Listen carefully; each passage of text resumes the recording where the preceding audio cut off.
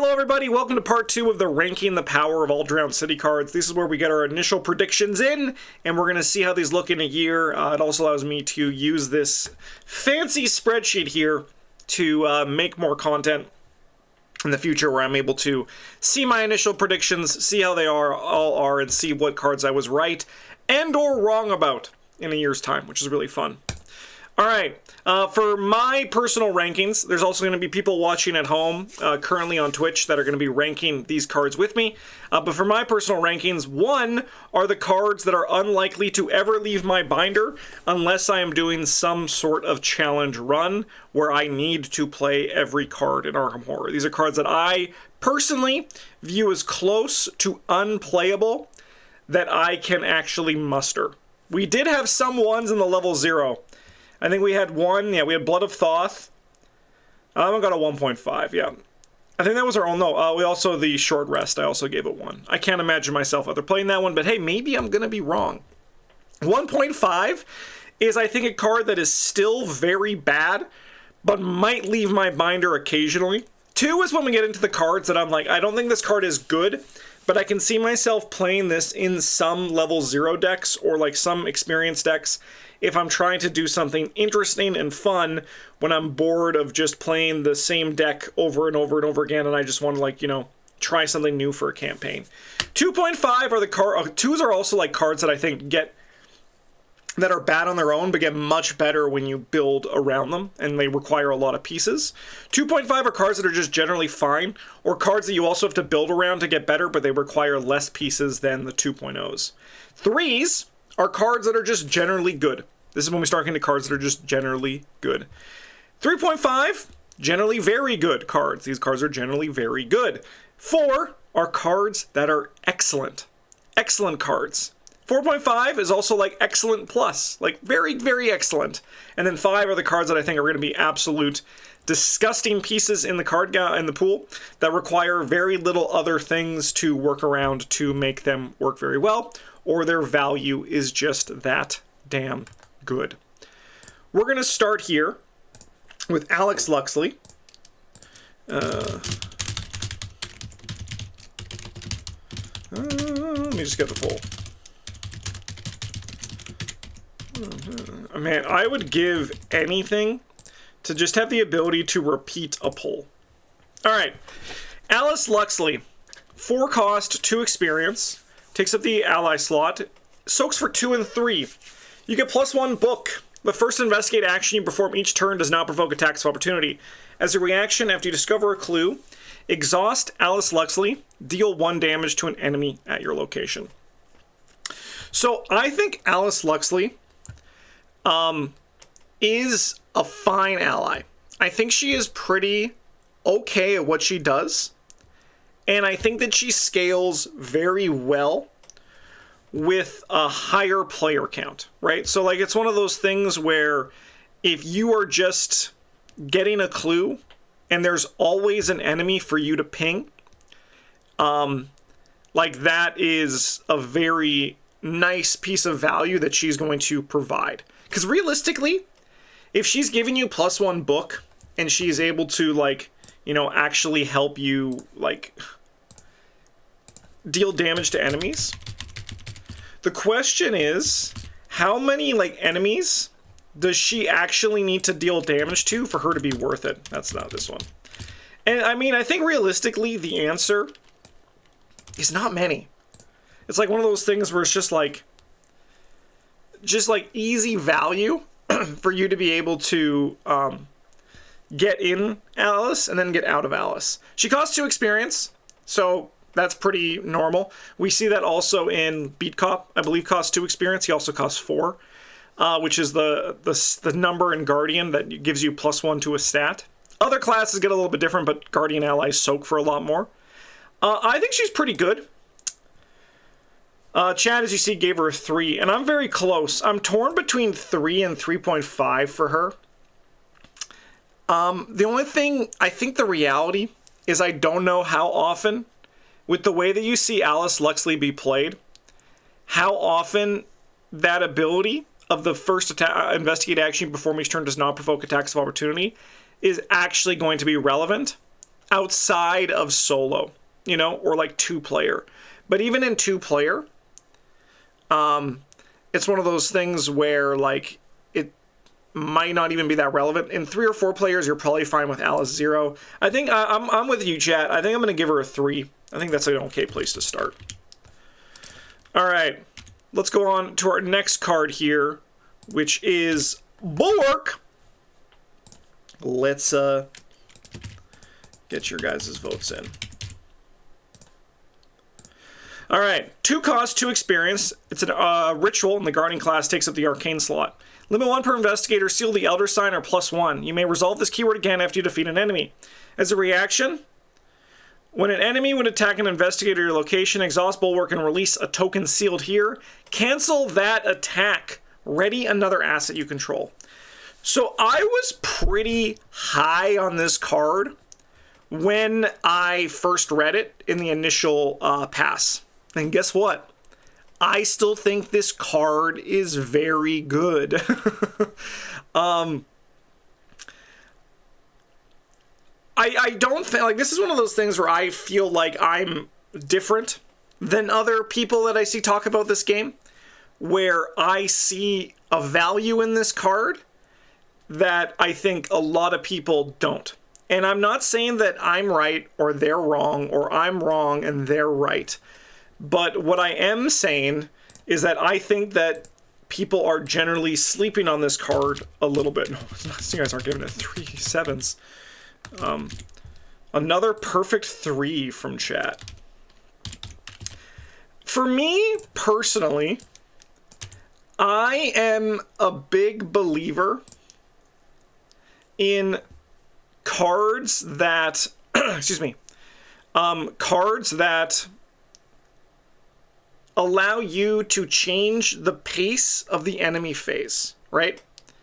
So it's like one of those things where if I don't need to worry about an enemy attacking me with Hunter this turn, like especially like a big enemy, then I can do other things with my turn to take advantage of the game, right? And Bulwark to me is a card that says that, and it requires very little. The hardest part on this card is actually just drawing it. Like, yeah, it sucks to seal the +1, but at the same time, in the long term, if you're playing 2 or 3 players, you're probably going to get more advantage than what the +1 gives you to it. Which to me is personally fine, right? I understand that some people, they're like, that +1 means I'm going to fail more. And yes, it technically means you're going to fail more, but it also means you might pass more too. And I think that that's worth it for being able to change the pace that the game goes. I don't think this is an auto-include by any means. I also don't think the card's great, but I do think it is very good. I'm going to give it a 3.5. I think that this card, I was hyped on it before, and I do think that it is a very nice card. And I think I might be one of the only people who was super hyped about it when I first saw it. But that's just me, and I'm happy about that. All right, locked and loaded. Bing!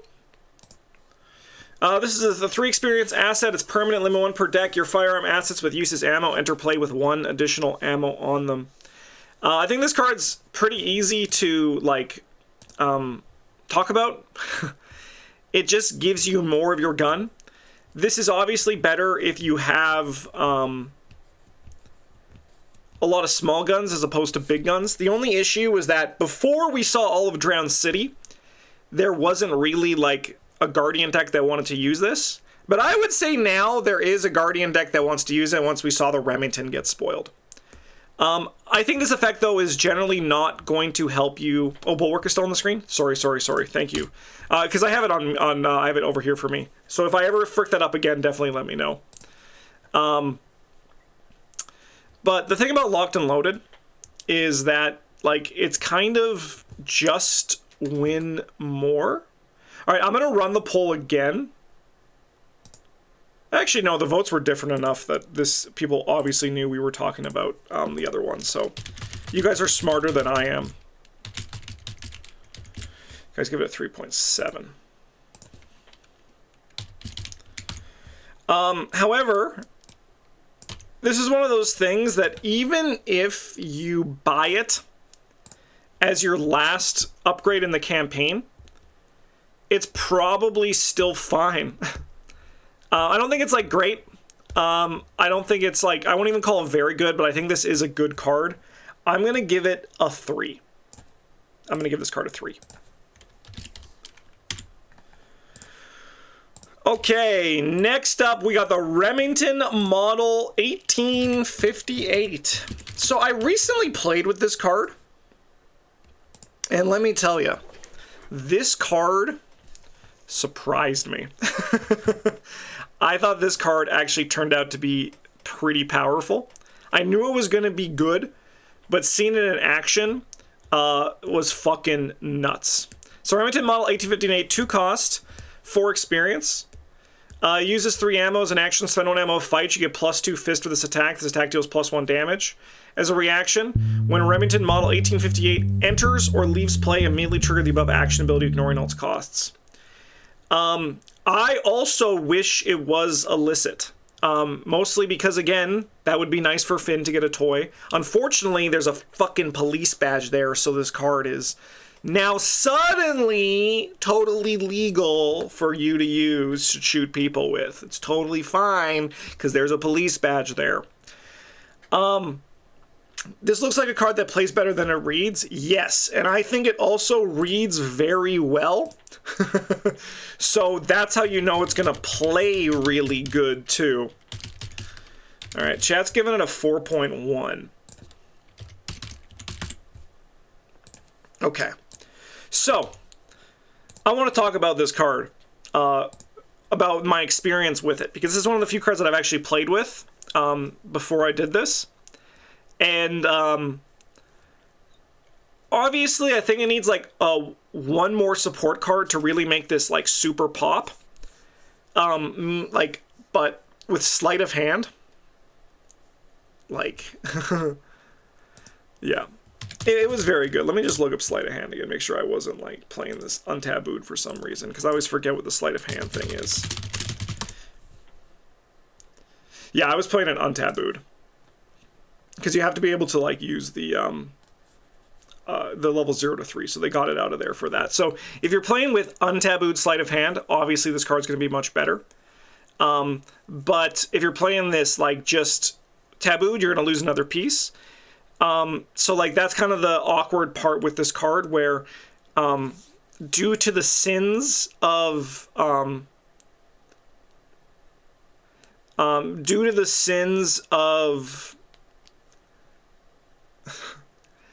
Seeker class, so the Remington unfortunately does not work with sleight of hand, and they might have designed that with that, but I do feel as though I feel like this card was designed to work with the no taboo list, sleight of hand. Because like there's that fantasy that Leo Anderson can do it.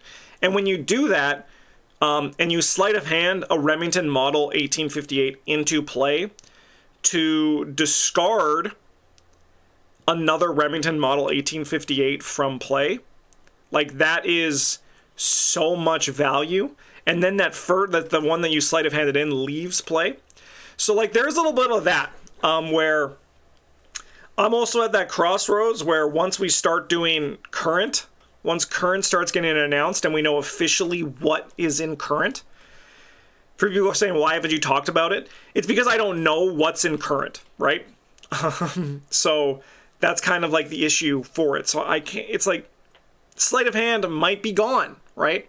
So like even if I'm talking about in terms of Remington Model 1858 and sleight of hand on the impact and the no taboo list, I can't really talk about that. So it's like one of these awkward things that is going to be coming up, and it's in the back of my head, but I'm trying not to have it eat too much into the content space. Now, with that said, how does this card work without sleight of hand? I think it's still very good. I don't know if it's like great, but I think this card impressed me so much in just as it was. Yeah, one in the chamber is the card that lets you take another shot. I think this also works very well with Locked and Loaded, and it's part of the reason why I wanted to not talk about too much of ARKHAM, of Drowned City, until we saw everything, because I think Remington Model 1858 really changes the evaluation of like Locked and Loaded. Yeah, I would love for them to change Sleight of Hand taboo to be like 0 to 4, or just again, maybe once Legacy is real, they'll take some things off the taboo list, right? Kind of what Hearthstone does, where they remove certain cards. They remove nerfs from certain cards once they go into Wild. I wouldn't mind seeing that in the long form. All right, I'm gonna give this card a 4 though. I think it's a very good weapon. I think it's a 5 with Sleight of Hand untabooed though. I think the card's a banger with untabooed Sleight of Hand. It's a very fun deck loop too. All right, on to our first event. We have Hunter's Mark. Let me get the pull up. I forgot I have to do that. I was rambling for so long. Okay.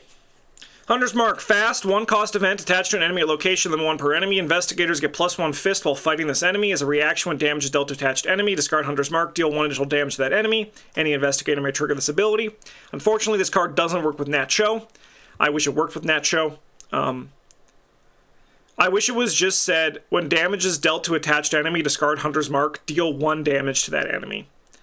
I think that would have been nicer and better and more fun. However, I do think that this this map the area effect is better than I gave it credit for when map the area was first there. So I think that that's going to carry through today, and I'm going to give this card a 3.5. I think it's actually very good, and it's going to see a lot of play, and it's going to be impactful when people play it. I don't think there's ever going to be a Hunter's Mark that I'm going to be like, I wish that was a different card. I think it's just like that good.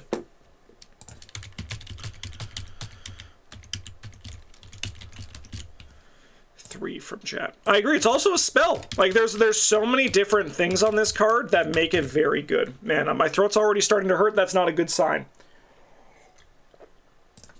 I went back too many.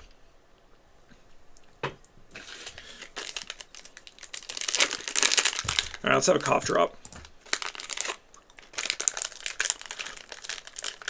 Great card, though. I think it's a very nice card.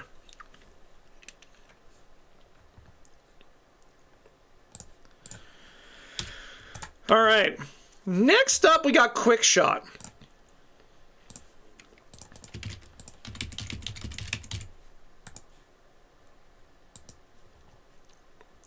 Quick Shot, 2 costs, 3 experience. It's Myriad. Fast, play only during your turn, deal 1 damage to enemy or location. After you draw a Quick Shot, during your turn, play it, reducing its resource cost by 2. So luckily,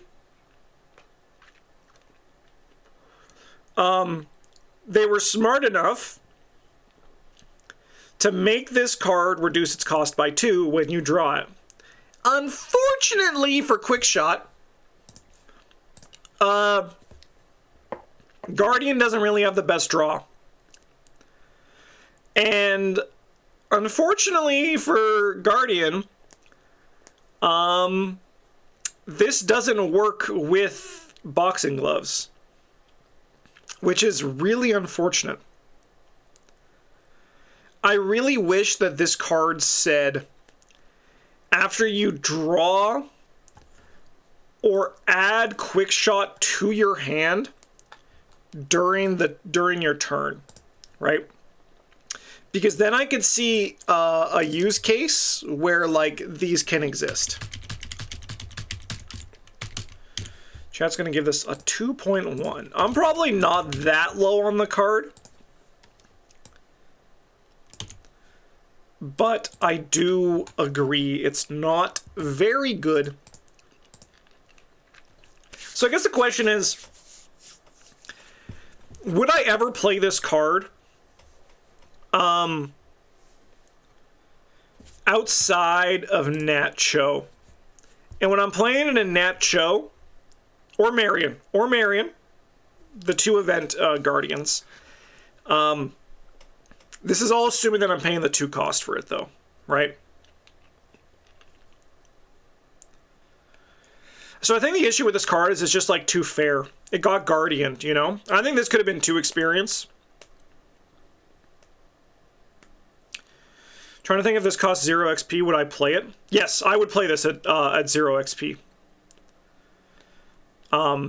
Because free damage is very good. Like, I know it's not free because you have to pay 2, but it's, like, very free.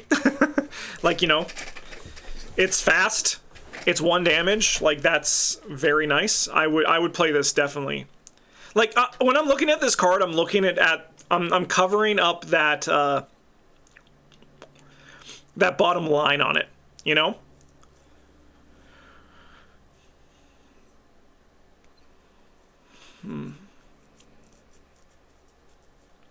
So back to my Nacho thing. I would definitely play this in Nacho. 2 resources for 2 damage is a very good rate.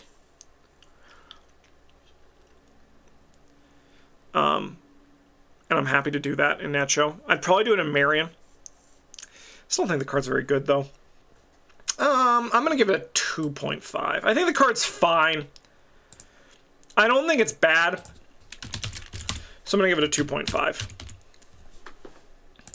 Yeah, I think it's just, for all the things that, like, I've been saying and chat's been saying, how it's just, like, it's just awkward, right? Where a lot of Guardian draw relies on defeating enemies. And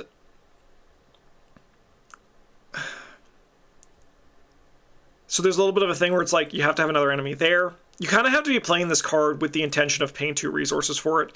And I think overall, that's not going to be great. But I could see myself slotting something like this in, like, Carolyn.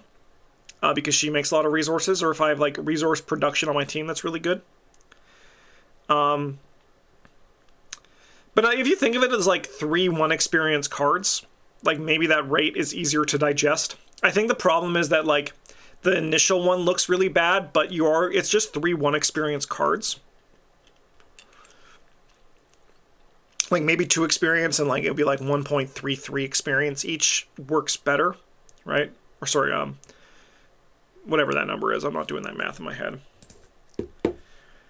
Yeah, I think it's just a little bit awkward. Like, maybe we'll get some support for this down the road, but I really wish this was after you draw or add quick shot to your hand during your turn. I think that would have been much nicer. All right, last up in the Guardian, we have the upgraded Inspiring Presence. Not Expiring Presence, that's a Mythos card.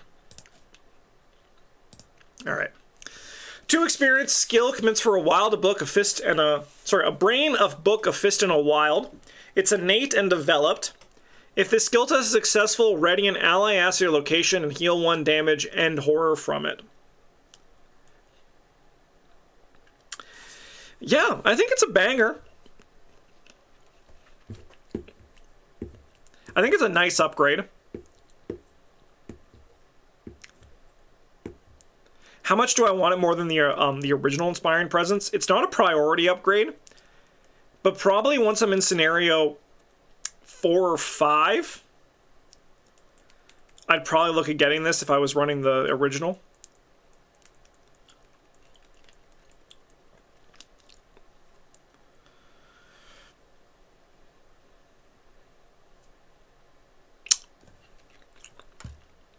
Probably gonna give it a 3. I think it's a good card. It's not great by any means, but, like, if someone tells me that card's bad, I think unfortunately they're bad. Because, like, it's the question is that card good for my deck or is that card bad?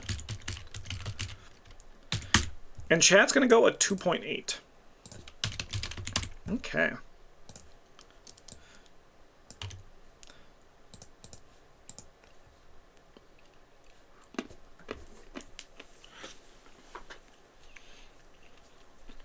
Like, I think obviously this card gets better if you have, like, the card pool, at least in terms of talking about the legacy environment, is very much, you're going to upgrade, like, like decks are now kind of more combo oriented, so you're only going to be playing Inspired Presence if you are doing some sort of exhaust ally synergy, or alternatively, your allies are a source of damage or horror to get value out of that, right? So the question is Inspiring Presence doing enough to enhance that or change that? And I think the answer is still no. I think the card is still just going to be fine at what it does, to good at what it does.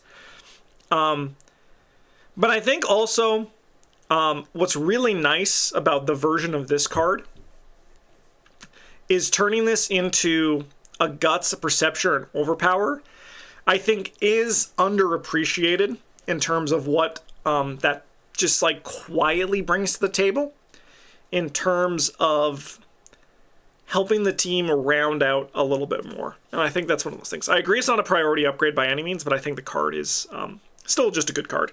By the way, Time Roller, 66 months of the Golden Table. Thank you for your support. Next up, we got Misdirection. Not to be confused with Mr. Direction.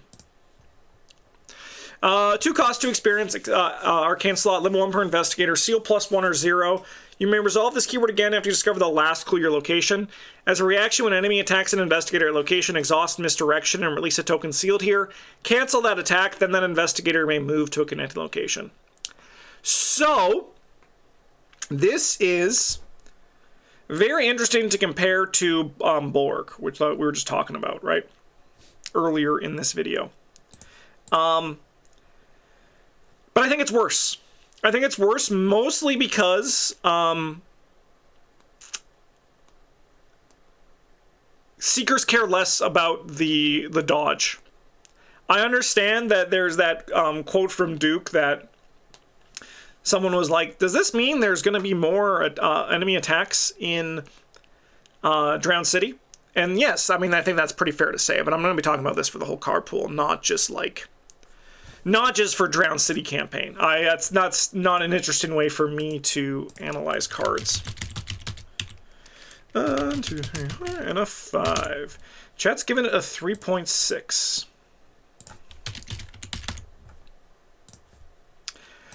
It is nice to be sealing the 0 instead of the +1, right? Sorry, instead of the Elder Sign, so you can do like the 0 instead.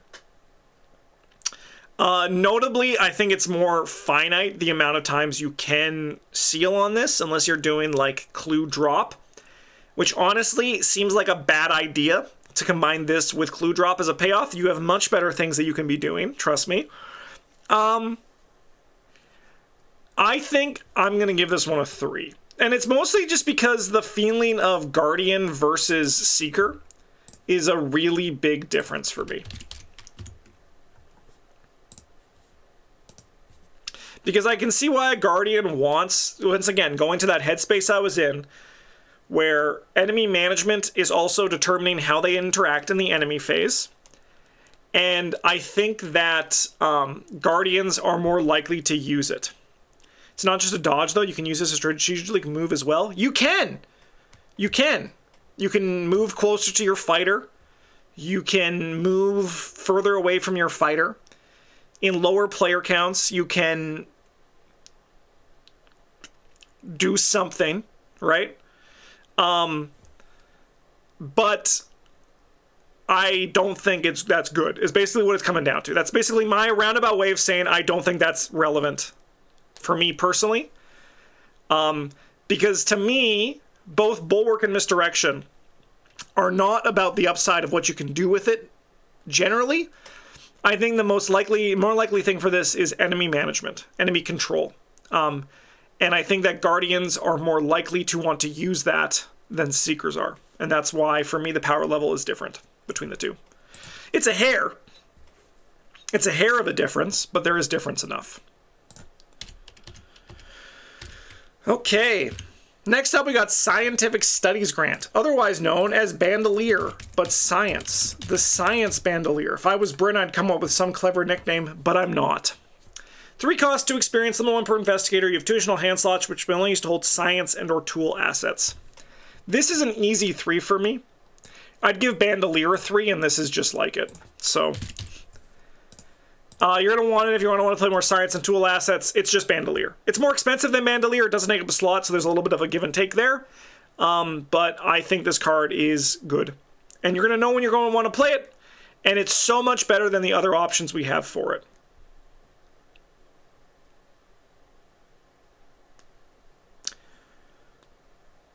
So, yeah. Easy 3 from me. Get to see what chat says now. Wow, I'm actually done before chat. It's just, I think it's an there's not much to say about this card. How many hands can Joe have now? So many. Weird it didn't come out with Kate. I don't think it's weird. I think it's good that they design into the future as well for investigators. So you can feel confident knowing that if you bought one box, it's like a one, it makes design easier because you don't need to like give up on an investigator afterwards, right? Chat's giving it a 3.3. Like you don't need to like be like, okay, we're done. We never need to look at Kate again, right? But what it also does for a new player, it allows you to be like, okay, so I bought this box. I like Kate. That means I can buy the next box, and then because like Kate's being supported still in multiple cards actually. And then it's like, oh, but now I have this George Barnaby guy that I like, and then suddenly in the next box they're like, oh, there's George Barnaby support, and it's kind of like, oh, I'm going to keep buying them because I can keep supporting the investigators that I like. Until eventually they stop, and then you're like, there's nothing here for me anymore. All right. We're going to talk about these individually. So this one is the Cataclysm. So these are the translated versions, or the researched versions, of the Dial of Ancients. We're going to start with Cataclysm. So these all 3 cost 4 experience, and they all take up your accessory slot. As a reaction, when an investigator fails a skill test at your location, they all have 4 charges too, I believe, by the way. Exhaust Dial of Ancients, seal 1 Chaos token revealed during that test on Dial of Ancients. When the round ends, for each Chaos token sealed here, you must spend 1 charge or release that token. So, yeah, you can seal the autofail on this forever, pretty much, with Enraptured. And you can bet your bottom dollar I'm going to be doing that with Amanda. That's definitely a deck that I am going to do, and I'm going to have a great time doing it. And you can seal multiple. That's really funny. That's really funny. At least Mystic's support seal pie is being eaten by the Seeker class in a way that uses a Mystic card at least. 4 or 5. 3.1.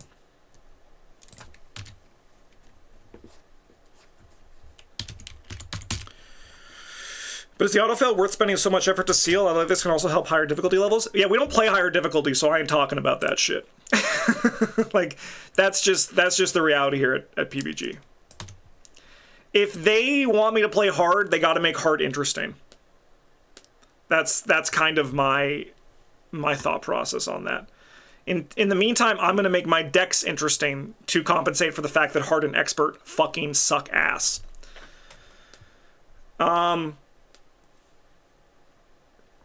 All right. It's one of those things that I think that, yes, I think that this card is, to go to your point, the first one, is it worth the autofail worth spending so much effort to seal? No, I don't think it is. It is nice to be able to seal the autofail. We have a run coming out for Mystic Week where we actually sealed the autofail, and it does change how you're able to approach tests, which is just like, there's no way for me to automatically fail. The question of is it worth it is enough of a difference for like a whole different video at this point to dive into it. I'm going to give this card a 3 though. I don't think it's the best one of the bunch, but I think the effect is still good, and you'll be able to build around it to great success, I think. Oh, sorry, that's 3.5. We're going to put that in 3. But yeah, no, I think that this is... I think that there's going to be some really nice build-arounds with this card that are actually going to be really relevant, and I think are actually going to be pretty impactful in terms of having a payoff. So this is like a payoff for, like, Seal. The only downside is, unfortunately, it's not in the Seal class as, like, the main, because it's a 4 experience Seeker card, so that's a little bit, that's a little bit annoying. But I do think the card is good, and I think there's going to be decks where this is really going to shine in. Next up, we got Aberration. You guys see Aberration? You do. Good job. Good job, Justin. You're doing it right. These cards all look the same to me. All right. Same thing. 3 cost, 4 experience, accessory slot. Fight, evade, action. When you reveal a chaos token during this attack or evasion attempt, you may spend 1 charge to cancel that token, return to the bag, and reveal a new one. You may do this any number of times. If this test succeeds, deal 1 damage to the targeted enemy. So finally, I mean, not finally, maybe it's been like this for a while, but we have it feels like finally to me, where they balanced the researched Seeker card to not just completely outclass the Guardian Fighter, right? Because this is kind of just enhancing your ability to do things, but it's not just like making it so you're attacking at 6 fist, right? Yeah, it's a melee weapon with no combat bonus, but the idea is that like there's evading and stuff that you chat. You guys are giving you guys are crazy. No, never mind. You guys even out to 3.1. Some Sanies got rid of the crazies in there.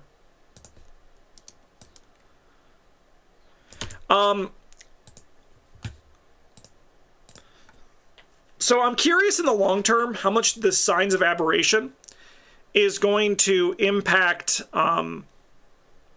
outside of Lucius, you know?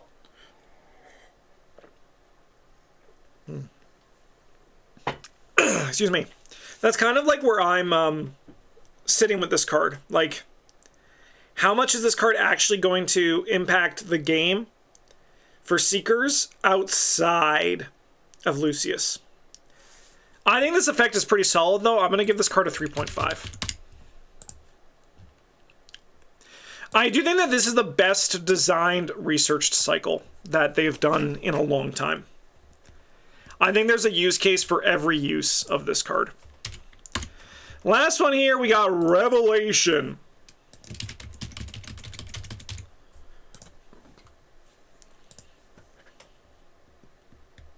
Yeah, Ursula and Monterey Jack, I agree, are 2 other alternatives. And I'm curious to see how much that actually, like, again, how much that impacts it. Like, if there's someone else that does it that wouldn't, I'm curious.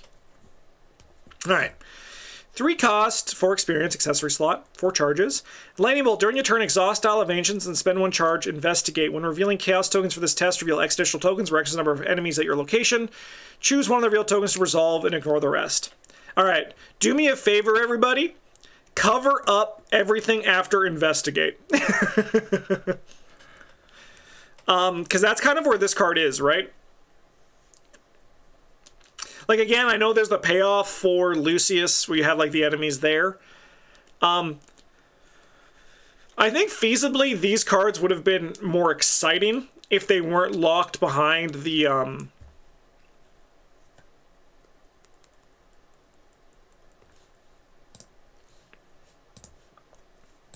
Okay. If they weren't locked behind the card limits. 2 and a 5. 2.5 from chat.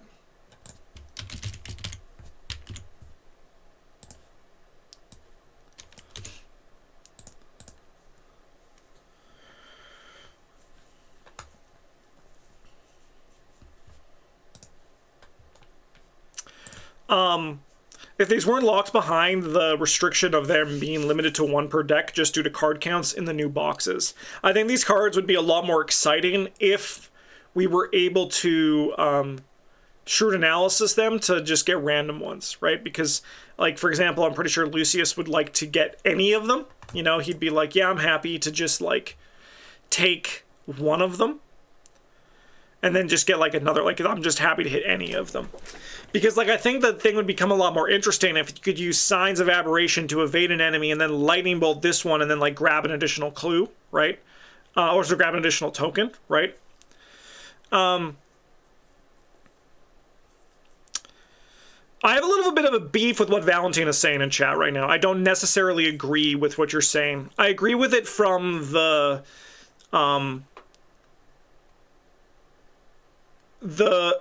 sentiment that decks are that you're competing with things, right?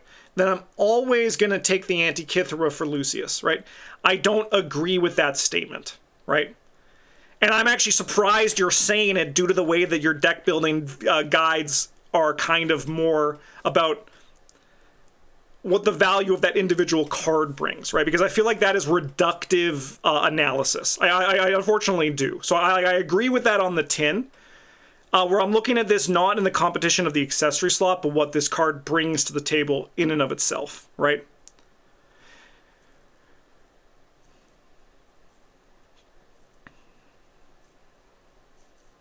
And I think that, again, unless you are using Enraptured, it's not necessarily great for just what it does. I think it's the worst of the three, so I think that I am going to give it a 2.5. Just because, again, I think that the Fight Evade one is the best one, the Sela one's in the middle, and this one is just... There's not many things that, like, make it worth it. Like, there's no other upside to this card except for, like, the Lightning Bolt Investigate, right? The other text is, like, flavor text. It's, like, not actually really there. Yeah, it's not actually really there. Because it's not going to be relevant. If you're a Seeker, you're already going to be investigating so high that you don't really care what token you get, right? I think, like, I understand, like, there's the idea of the synergy with Agatha, right? To be able to use more things from her card pool, like from her, like, discard pile with that thing, right? Like, just, like, more redundancy in terms of ability to reveal additional tokens or, like, seal. I mean, I guess, what's her thing? Is she reveal, ignore, and, for the thing? Yeah, I don't know. I think this is easily the worst of the bunch, for sure. All right, next up we got the Antikythera, the Prophetic Timepiece. I didn't recognize what this was. This is that old-ass clock thing. The computer. I do the fast investigate on Amanda. It's true. Amanda would like to get as many fast investigates as she can, and she's also really good with Enraptured too as well. All right, 3 cost, 5 experience, accessory slot, commence for a book, Wild Wild, item Relic Science. As reaction, after you succeed a skill test, exhaust the Antikythera. If you succeed by exactly 1 or 3, discover clue your location. Exactly 2 or 4, draw 1 card and gain a resource. Exactly 5, you may take an additional action during your next turn. Yeah, Valentine, I actually agree with you completely. This card is both good and fun while not being broken. Massive design success. Yes, I think this is a very successful design. I think this is a very good card. And I think it's also a very balanced card. It's a 5 experience Seeker card that feels like a 5 experience Seeker card, you know? It's not one of those things where it's just like, what the hell happened here? It's just like good, strong value. 1, 2, 3, 4, 5, 6. Chad, you gave it a 4.5 when it was all said and done, and I'm going to be honest, I'm right there with you. I don't think it's a 5 for me. But I think the card is very powerful.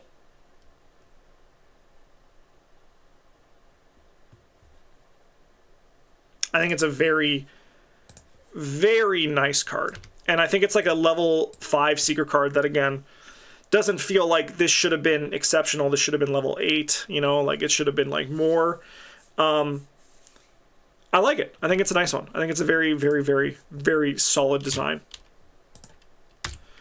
All right. Up next, we got Cosmic Revelation.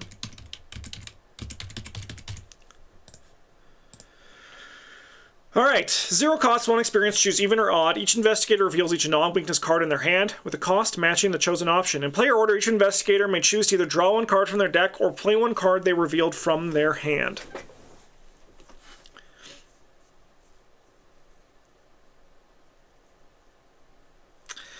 I think this card's good. I don't think it's great. I'm probably going to give it a 3. I'm just thinking about like maybe a 3.5, but I think a 3 is a good place for this card. I think the effect is nice. I think on like higher player counts, just like having everyone draw 1 is really good.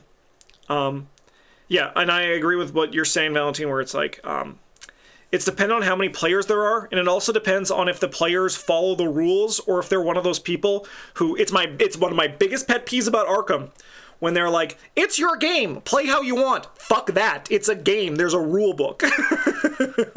Like, fuck that, I'm sorry, like, I'm not fucking with that shit.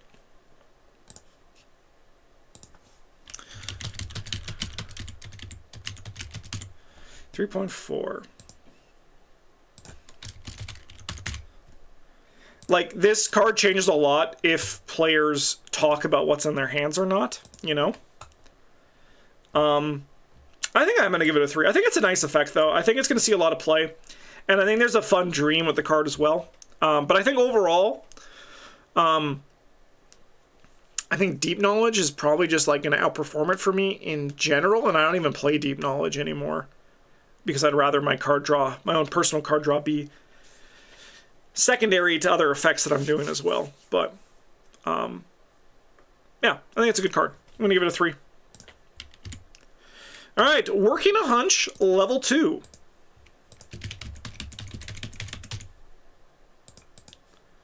Easy upgrade to this one, which is just discover 1 clue from any revealed location. Solo seekers are like eating, they love this one. They're like, let's go. I love it. I think it's good, though. I'm going to give it a 3. Again, this is not a bad card by any means. I think it's better than fine. I think it's actually actively good. And it's one of those things that if you're playing Working a Hunch, which is in Joe Diamond, or I played in Trish sometimes too. I also played in I've played Working a Hunch outside of Joe. It's mostly in Joe. Like, I'm not gonna like lie to you, right? But I think that, like, this again kind of changes the pace of what you can do, where you can leave things behind and then pick it up. And I think this might be something that just, like, generally people are gonna, like, grab in the future. I feel like a lot of people might just end up just grabbing this card just because they're, like, looking for an upgrade, you know? They're like, oh, sorry, I gave a 3.0 and I gave a 3.0 and you guys gave a 3.2. They're just, like, looking for an upgrade, you know? And I think that is not a bad place for a card like this to be. All right. Next up, we got Quick-Witted. I like the design on this card now, but the question is, do I think it's good? I have not thought about that yet. I've thought about how I've liked the design. I like what it brings to the skill class. But is this card actually good? Quick-Witted, 1 experience, Myriad. Quick-Witted gains Bookfoot for each other copy of Quick-Witted in your discard pile. After the skill's dust ends, you may shuffle each other copy of Quick-Witted in your discard pile into your deck. And it's Myriad. Commits for a Book and Foot generally. Alright, so the first one you commit is a Bookfoot. But I'm playing this card in Min, so it's Book, Foot, Foot. The second one is Book, Foot, Foot. But because I'm playing this in Min, it's Book, Foot, Foot, Foot. The third one is Book, Foot, Foot, Foot. But with Min, it's a Promise of Power for Book or Foot. If I'm playing this card in Silas,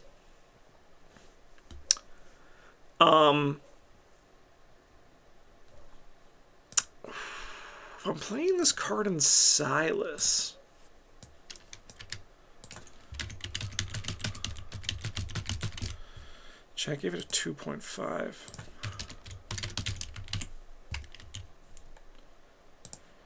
If I'm playing this card in Silas, I'm using it. I mean, a Flex Silas, I think, is actually a thing now.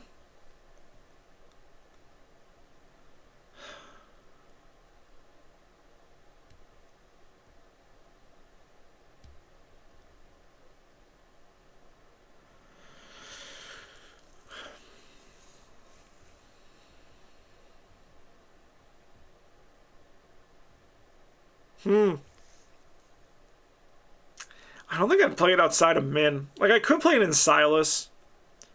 If I'm doing, like, Net Silas with some Flex.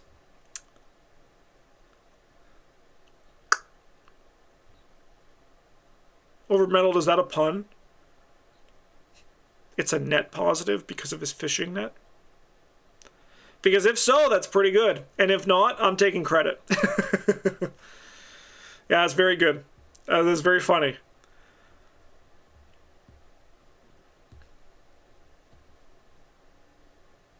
I think it's very good skill design.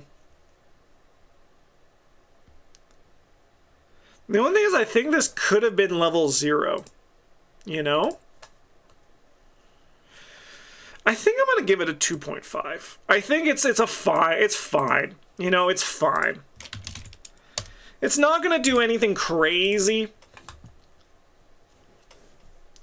So I'm going to give it a 2.5. Looking pretty good on the upgrades, though. All right. Next up, we got Mob Connections.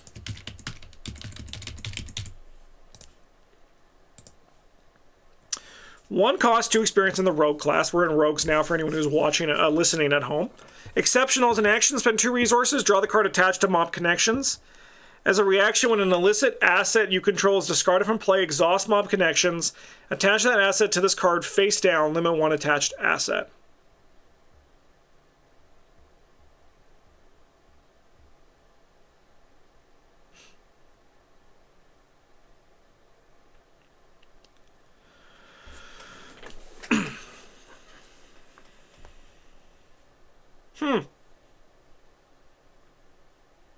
So I see the deck I'd play this card in.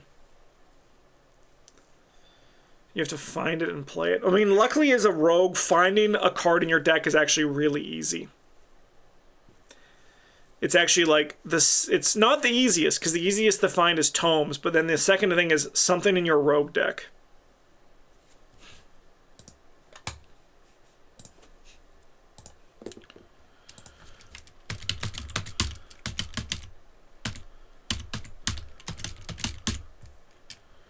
Chat's giving this a 2.6.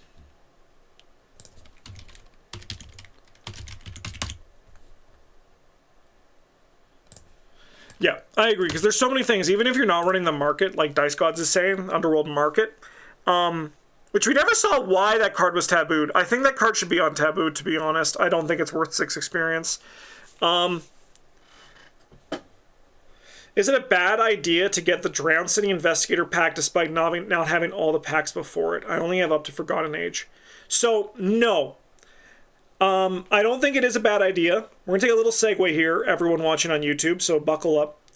I don't think it's a bad idea because, one, cards are going to be rotating out of print with the newest announcement. So, like, picking up packs when they are there and you can afford them is now just a good general thing to do if you have any interest in that pack. 2, I don't think it's a bad idea because player cards are going to be impactful no matter what. And I think that while this set of cards isn't exactly, like, busted, there are some nice solid cards to just enhance your collection. And I think a nice pool of investigators as well. So no, I don't think it's bad. I don't think there's a wrong order to get investigator packs. I think the investigator packs are generally very well designed together. Individually, but like together in terms of like, if you look at the whole thing. Okay. Joey the Rat, I'd love to play this in. Underworld Market to grab it. Lucky Cigarette Case 3 to grab it.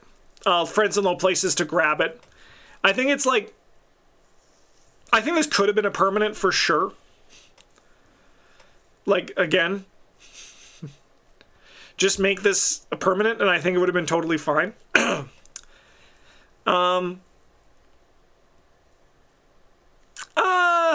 Man, I think I'm going to give it a 2.5 though. Because to me, this fits in like such a place of, yes, this card is fine and it's going to get better with other pieces, which is exactly what I defined as like a 2.5 earlier in this video. So luckily, Past Justin has set up a good scoring rubric, so we're able to just follow that through this. All right, Obscure. This one's interesting to me because I was like, why would I want to play this card outside of Preston? But then Bryn and Travis made me see the light, and I actually think Obscure is pretty legit. 2 cost, 2 experience, access Arcane slot, limit 1 per investigator, seal the 0. You may resolve this keyword again after you reveal location or put a new location into play. As a reaction, when you engage an enemy, exhaust Obscure and release a sealed token here. Immediately fight or evade that enemy. During the skill test, your base skill value is equal to the shroud value of your location. So a few things. 1, art's fantastic. 2, unfortunately,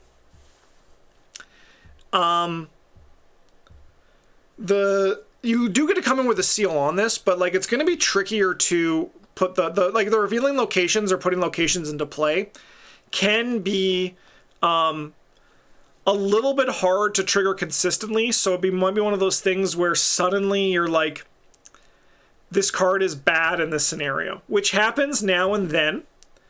However, that's true for like a lot of cards in this game. So it's like one of those things where it's not really a knock against it, but you have to be aware of it when it comes to talking about the card.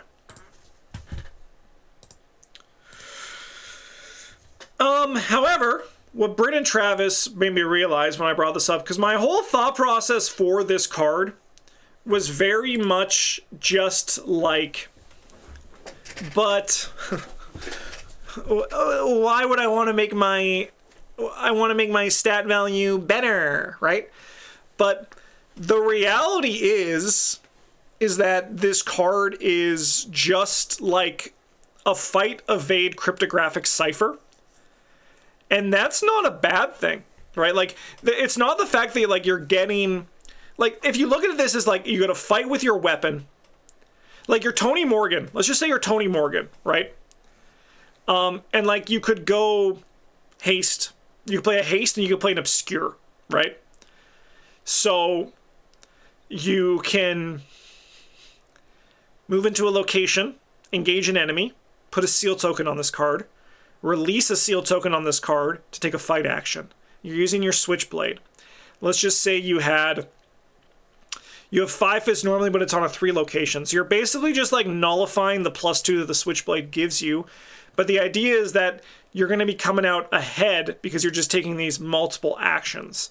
And that's like when I realized like, oh, this card isn't something that's like here for Preston or Skids to make their value better. This card just exists to give you extra actions at a minor penalty to do things. Now, you might be thinking, but why couldn't I just use like Eon Chart gives me a move, right? So it's like one of those things like, why don't I just play Eon Chart? And that's a great question. But because Eon Chart is basic actions, that's a lot different than Obscure, allowing you to actually use your cards to fight with. And the idea is that you're going to want to be doing this multiple times. I don't think the card's great, but I think it's definitely better than fine. I'm going to give it a 3. I think this card actually is going to be pretty playable. The slot here is a lot more free as well. Amen. Amen. I think this card is actually pretty legit. I'm going to give it a 3. All right, Robert Castaigne. I've been playing with this motherfucker, and let me tell you, it's a very fun loop, and I feel like it's kind of gross. It's kind of fucked up. I think it's a strong card, so let's get into it. 3 cost, 4 experience. This hooks for 2 and 2 ally slot. You get +1 fist. As a lightning bolt exhausts, Robert Castaigne, fight. Reveal a firearm asset that takes up 1 or fewer hand slots from your hand. Resolve a fight ability on the revealed asset, ignoring all cost. Then you may either discard the revealed asset, draw one card, or play that asset, paying its cost.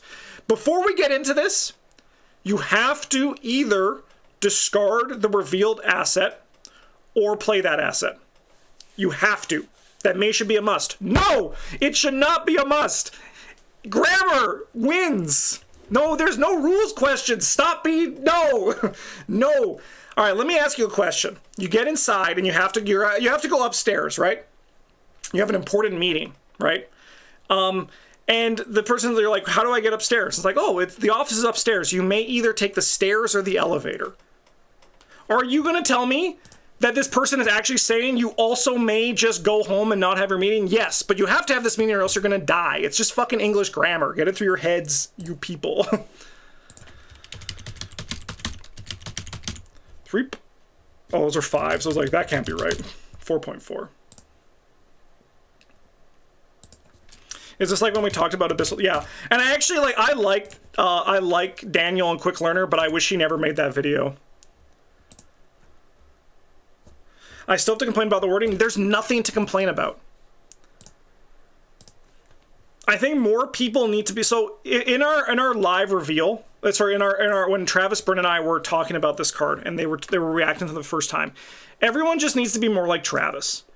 Where Travis thought that this you couldn't have to, but then Bryn said no because of like it says you may either do one of these things. And then Travis said, oh no, you're right. We just need to have more people who understand how the English language works. Like, I'm gonna blame the enchanted bow for what it did to put the must on that one, because like they made it that way, that complication, but like this is you may either do one of these two things. And I'm not gonna even humor it otherwise. And if they do end up deciding that, if they do end up saying for some bizarre reason that you don't have to do either of these things, I'm going to ask them, where can I buy a ladder to get to the second floor of this thing because you have made an issue with it. Anyways, I wish my brain worked that way. I know it, but it fights. Well, I don't understand like what you gain by fighting it though, right? Because like it's how it is. I mean, I think this card's great though. I'm gonna give it a 4.5. I think it's a killer card though.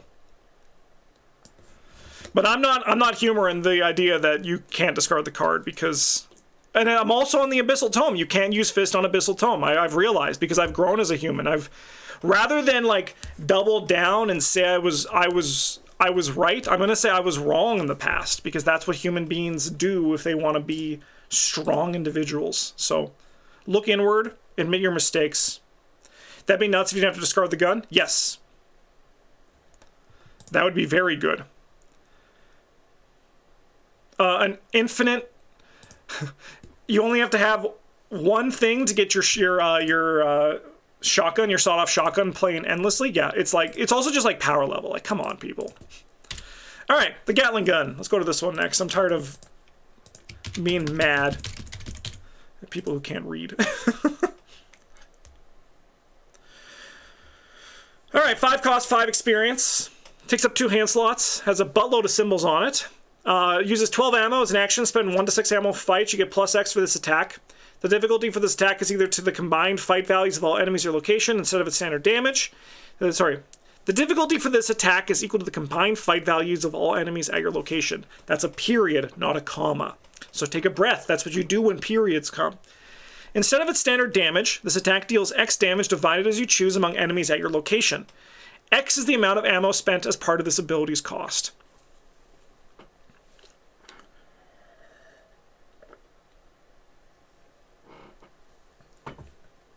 I think this gun's pretty alright. I'm going to give it a 3.5, I think. I think it's a legit weapon. I think it is pretty legit. So I'm going to give it a 3.5. I think it gets the job done. Chat hates this card. I mean, when you only have 6 people voting. 2.7. See, this is why I'm thinking I might want to just get rid of the chat votes and just do it for myself. Then I can have to take one less piece out of this. So make sure, if you want to get this to stay next year, make sure to get your votes in. All right. Chat, I'm curious. The people who gave it a 2. Why'd you give it a 2? I'm curious. I want to hear it. Defend your point to me. Because I don't see how this is a 2. I don't think it's great. I think it's pretty good. I think it's a fine weapon.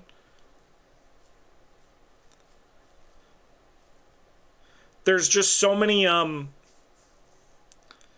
tools for you to take advantage of it in other ways too. You don't need to rely on it as much.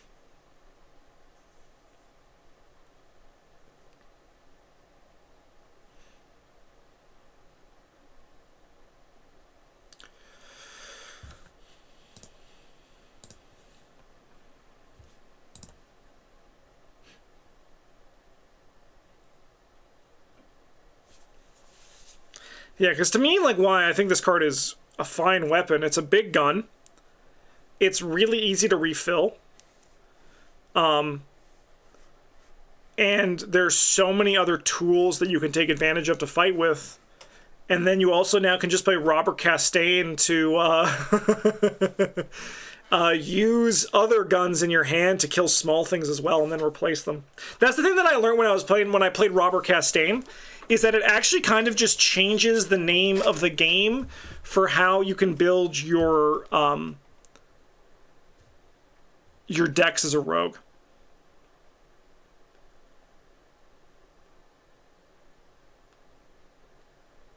So I don't know how I feel about it. I'm not sure how to feel about the ammo to damage ratio with it being divided. That is true. However, you get to choose how it's divided, and as we've seen with Flamethrower, it's very easy to make choices that are advantageous. But I can understand, like, not being aware, like, how you feel about it. I think that's a totally reasonable thing. I also might be like, this might be one of the cards that I'm wrong about, right? And we'll see next year. That's the fun thing about these ranking videos. All right, next up we got Doppelganger.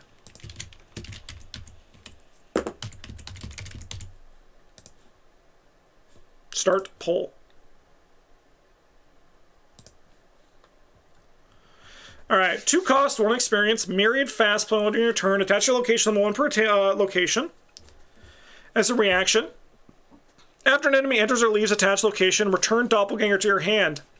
Either perform an evasion attempt against that enemy or immediately moved to the attached location. You may trigger this ability from any location.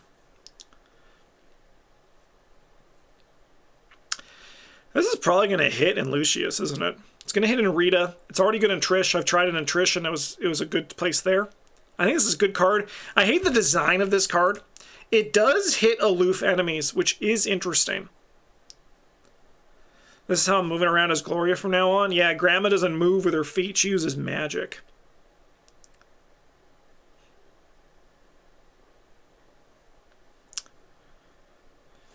I think it's legit. I'm going to give it a 3. I think it's a legit card. I think it's good. Let's see what chat gives it, though. It's not a basic evasion. An evasion attempt. That's a great question. And one that I actually don't know the answer to on the top of my head. Chat's giving it a 3.3.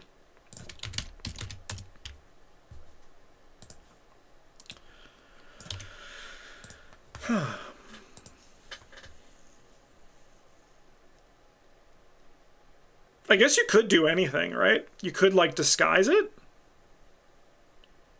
Performative, I actually don't know, to be honest. And to me, that's a bigger problem than you may either in terms of formatting.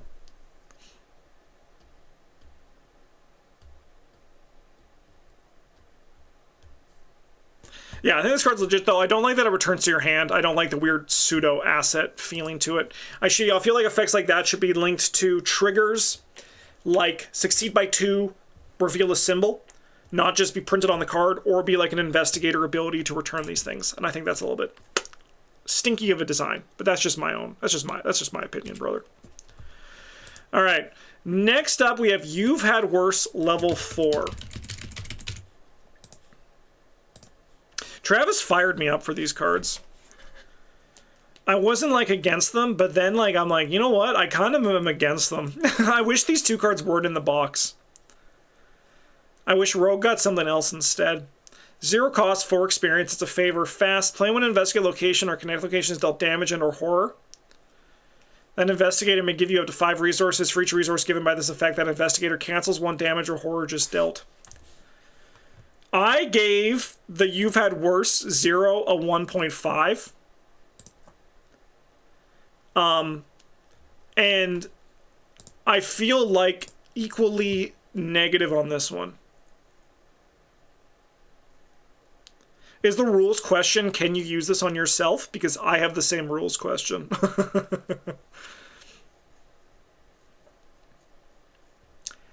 I think these cards are just, unfortunately, a miss in the design for me.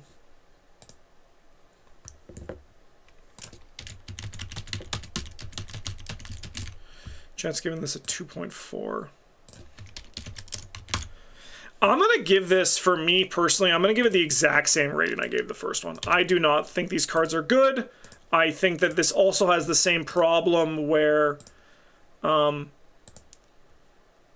first one, like, that You've Had Worse for has.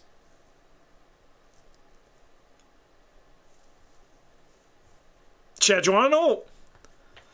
I'm going to give this card a 1. I can't imagine myself ever playing this card. I'm going to be real with you. I can see myself... okay, everyone's shitting on Blood of Thoth. I think this card is worse than Blood of Thoth. I'm going to give this card a 1. I think it's... I can't imagine ever playing this card.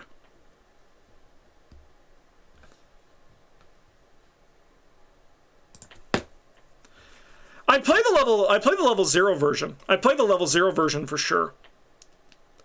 Like, that's why I gave it a 1.5. I don't think it's great, but I could see myself playing... I don't even think it's fine.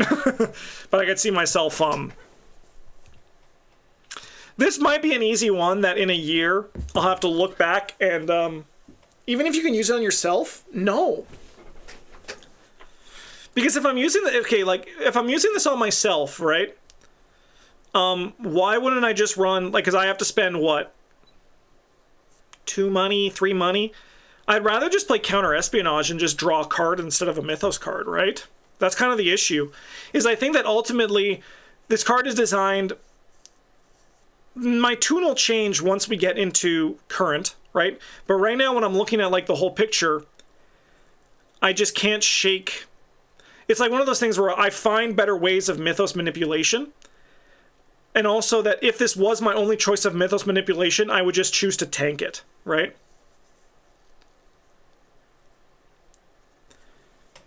I think it's a little better when you can see that you can also save someone in a connecting location. Yes, I think that is nice, but at the same time, what I'm going to imagine is going to happen is that that person is going to be like, I'm taking 3 damage, and you're like, I can save you. Okay, you're going to play the card, and then they're going to be like, actually, I'm just going to take it, and I'm going to just put it on my soak, and I'm going to play a new version of that soak. And you're like... Okay, it's like, I would rather, like, I think the resources are better spent elsewhere, right? Like, I think that, like, you're never going to actually, this card's never going to actually do anything.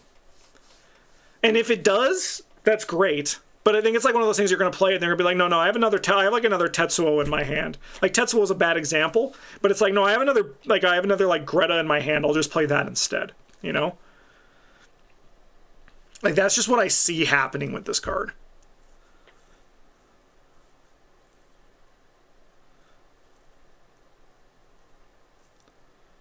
It's fun though that Perseverance cancels 4 of these. Yeah, I mean, that's the thing. I think it's also just outclassed, right?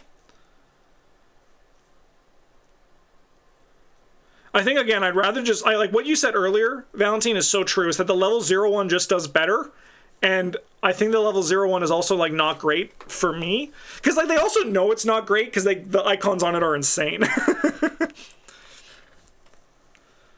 Notably, the icons didn't improve. I don't want to look at this card anymore. I don't like it. All right, let's watch this instead.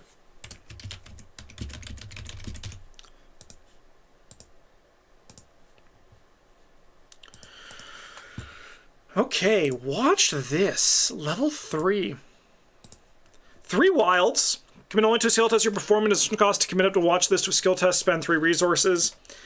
If you succeed by 1 or more, gain twice that many resources, and it's your still to show off. They've changed the flavor text.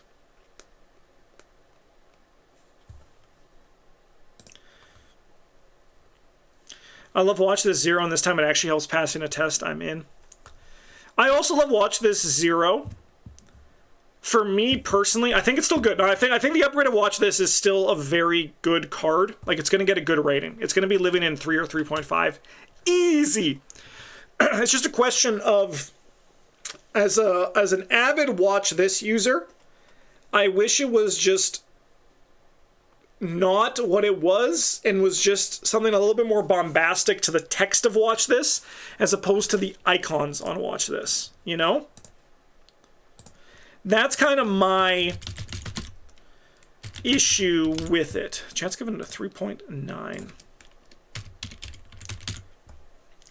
Because for me, my use case of watch this, I've never not been able to play it or pass it, right?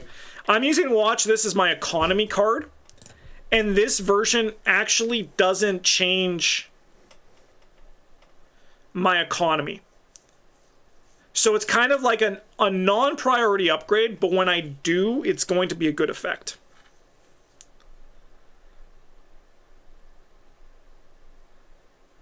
It has this Fire Axe 2 feeling to it. There's never been a more apt sentence said by a human. That's 100% the truth. It feels like Fire Axe 2. And do you want to know the crazy thing about Fire Axe 2? There's a lot of times when I draw Fire Axe 0 and I'm like, fuck, I wish this was Fire Axe 2. And I imagine watch this is going to be similar.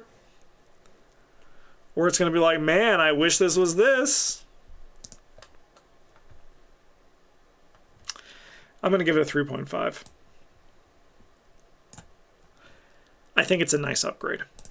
I think it's a strong upgrade. Also, one thing that's fun about the Mystic goes 1, 2, 3, 3.5. It counted up.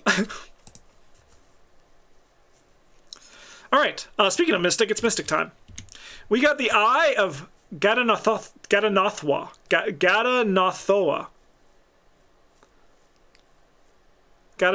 Yeah, let's go with that. Travis knows. With this one, I always just speak fucking gibberish when it comes up. I just say stuff. 2 cost, 2 experience, exceptional. You get +1 brain. Play with the top card, the encounter deck revealed. Soaks for 3 meat damage, which is really nice, and it takes up the accessory slot. I think this card's very nice. I'm probably going to give it...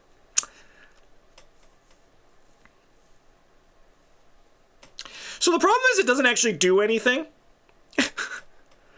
But it's good. It's very good. I'm going to give it a 3.5, but it doesn't actually do anything. You know? Like, it gives you information, but information is only as good as the person using that information. So I'm going to give it a 3.5. I think it's a very good card, though.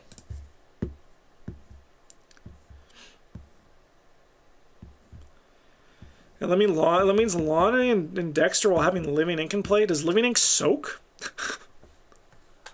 Is there a version on Living Ink that soaks that I've just never seen because I'm too busy just making my stats huge? Check gave it a 3.6. Yeah, I think that's pretty reasonable.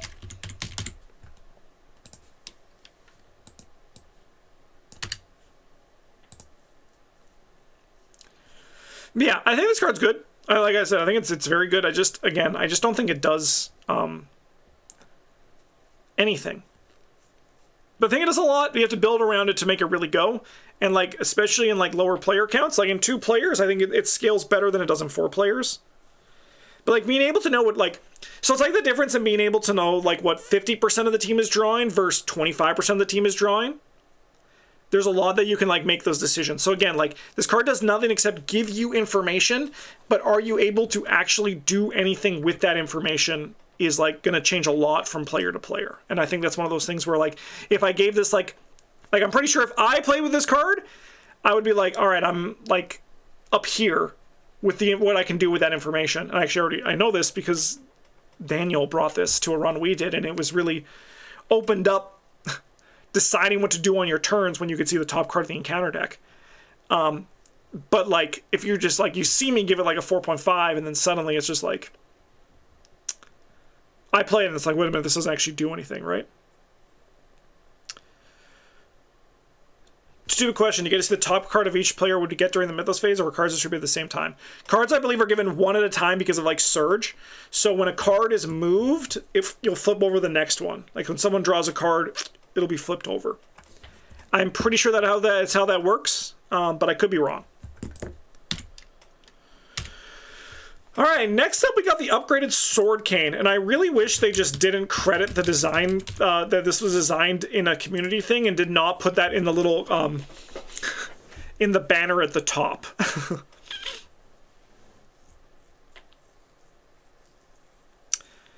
2 cost, 2 experience, fast, takes up the hand slot. After enters play, you may deal 1 damage to enemy engaged with you. Immediately trigger the action ability below without paying its cost.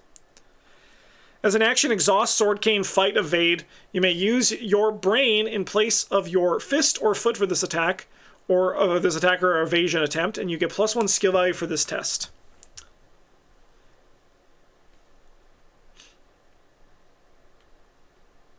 I don't like that this is fast, actually. Is it because it eats Dexter's pie? Is that why?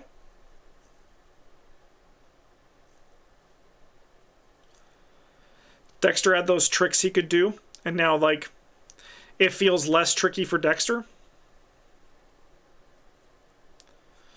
I used to add Sword Cane to every Mystic deck, and little by little I stopped doing it and don't know why. That's just the ebb and flow of card games, and eventually you're going to, like, start playing it again, and you're going to be like, wait a minute, why did I ever stop?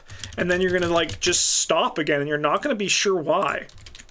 And then one day you're going to be like, whoa. It was like us with Ritual Candles and Premonition. And honestly, it was the same for us. Sword Cane would go in all my Mystic decks, and then it just stopped. I think that Sword Cane 2 is a very nice upgrade. But I think, in my unqualified opinion, I don't even know what I was going to say. I lost it. It's because I saw Hunky Calvin down here. You can't see him, but, like, he brainwashed me. Oh. I mean, this card's down the rabbit hole. Down the rabbit hole. Fucked up, man. Down the rabbit hole's fucked up. Yep. I'm going to give this card a 3.5, I think.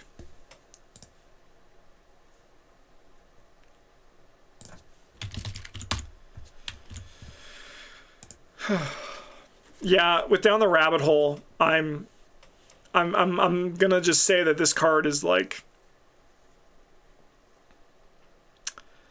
I'm gonna probably just start playing Sword Cane now. And, like, I think Sword Cane's a good card because, like Valentine, I would run it a lot and then I just stopped, and I think it's just because I don't even know why. Like, it just, like, the maybe I missed on too many with Graham. I think there was a thing in Gloria where I missed on some of them, and I was just like, this is garbage, and I was just, like, punishing the card for my own bad luck. But I think this is a nice effect. The ping is really good, right? The fast is really nice. It means that, like, there's more uses to play it outside of just Dexter. And Down the Rabbit Hole means that this is an easy thing to include, right? So let's just say, for example, I did my Arcane research and Down the Rabbit Hole in my Mystic decks. And then, like, I would probably upgrade this pretty quick. If I just had, like, 1 experience, I would just, like, boom, get this. Boom, get this, you know? I think it's a very nice upgrade, and with Down the Rabbit Hole, this only costing 1 experience is kind of fucking gross. It really is a plague. Stu, you're right. Down the Rabbit Hole really kind of is like a... Like, I think I love playing with it because it's very powerful, but I think it is kind of an issue, for sure. Alright, next up we got Lost Arcana. This is a very interesting card. I always forget it exists when I see it. And I imagine the same thing is going to happen once I put my Drowned City cards in my binder, which I'm hoping is not super delayed in Canada. That would be kind of nice if it wasn't.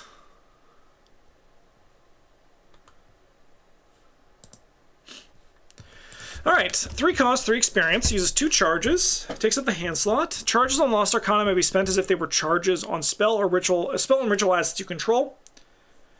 After the last clue is discovered from your location, exhaust Lost Arcana, place 1 charge on it. Yeah, this is basically Book of Shadows, but good, isn't it? I think this card is pretty legit.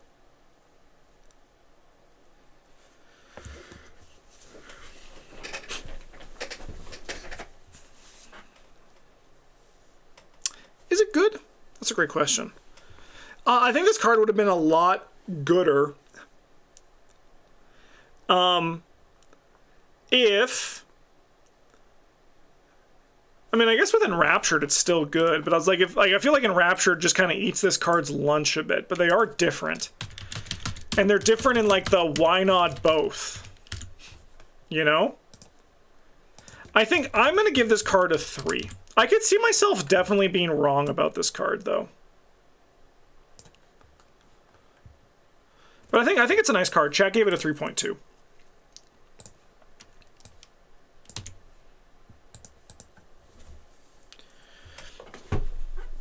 Enraptured 2 is the wildest card.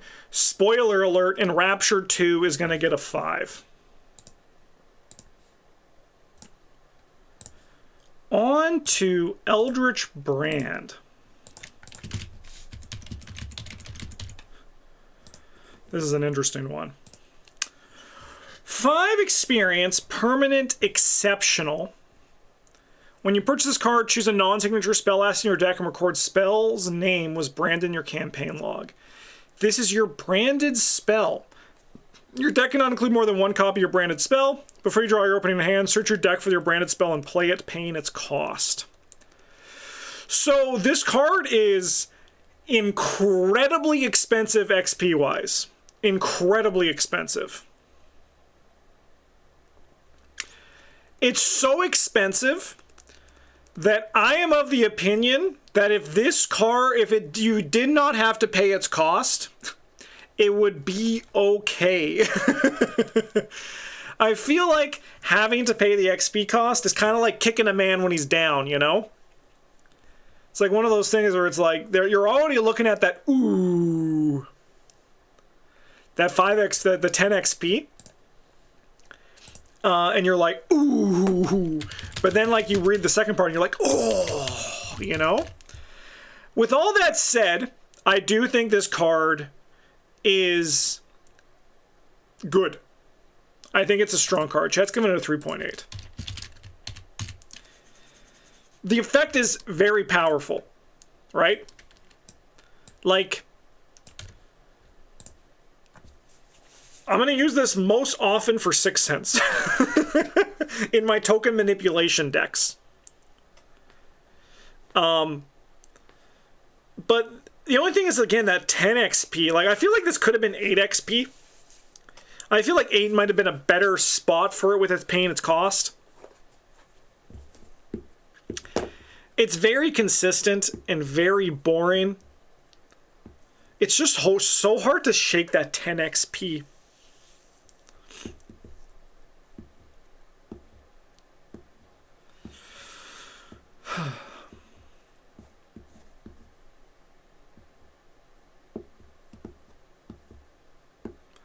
Don't really know what I'd use this on personally. I like using spell events more than spell assets now. Well, I mean, that's kind of, I think, honestly, the deck where it does the best in, right?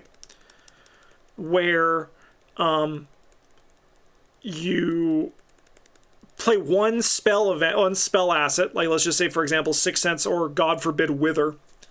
And then, like, everything else is just, like, your deck's just, like, taking advantage of it, but you always have this option there and you never need to draw it, you know? But you can still use all your spell slinging events. It's tough to say with this one, man.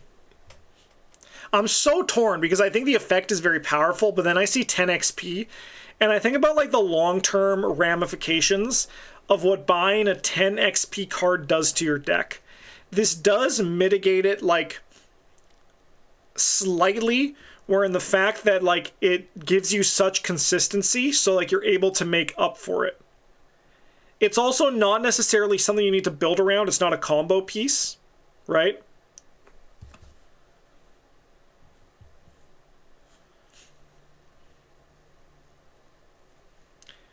You only need 1 6 cents if you buy this. Yep. But then, like, what if... Are you playing the first 2 scenarios with only 1 6 cents in your deck? And then, like, 2 Rite of Seekings? Events? Like, that's the thing, right? Like, there's a lot of, like, I think, like, little pinch points with this card that, like, even in my spiky analysis where I'm, like, a little bit, like, stuck on it. Like, I love the consistency. But then, like, I buy this card, and then in scenario 3, I put out a level 0 6 cents.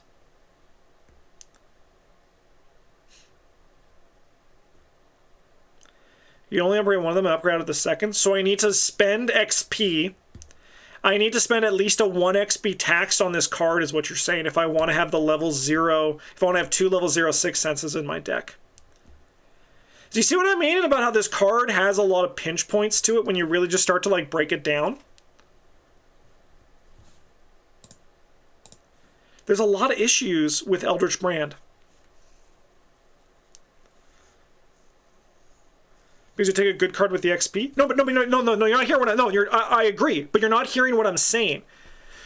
So if I have 2 6 senses in my deck, I need to upgrade out of the second one before I can buy Eldritch Brand, right? We agree on that, right? But that means that I'm pushing off my Eldritch Brand for another scenario, but then I need to pay extra XP to get the Eldritch Brand into my deck if I do want to have that starting consistency of having 2 6 cents in my deck, right? Like, that's the issue. It's not a tax in the sense that you're getting something bad out of it, like you're paying extra for nothing. You are getting a good card. But, like, if I do want 2 6... So I think the correct thing is you only want 1 6 cents, so then you don't have to do that, right?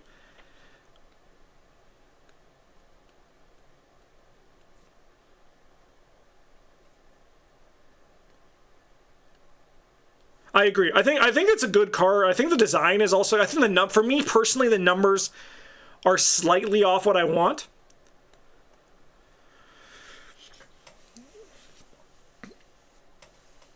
I'm torn between a 3.5 and a 4 if I'm being real with everybody. I think the effect is very good. It's just I think that there's a lot of pinch points that are making it hard for me. I think I'm going to settle on a 3.5 though. Just so we can move on and talk about something else. Like this exciting card. Spiritual Echo.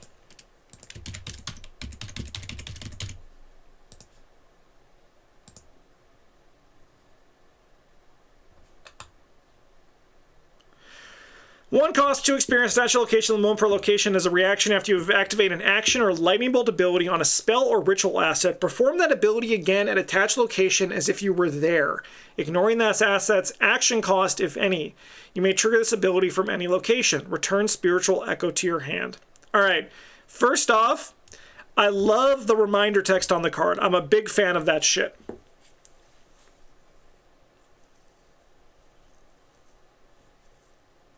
This is the sleeper card.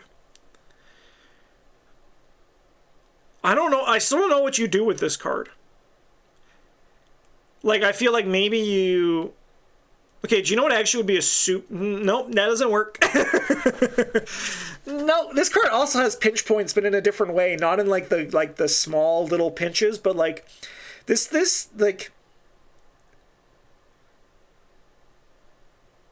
has, like... uppercut points. Chat is all... It's a fucking 4-way tie for first in this one. With 2 1s, 2 2s, 2 3s, 2 4s, and a 5. That's fucking crazy. That's actually really impressive, chat. You guys did really good on that one.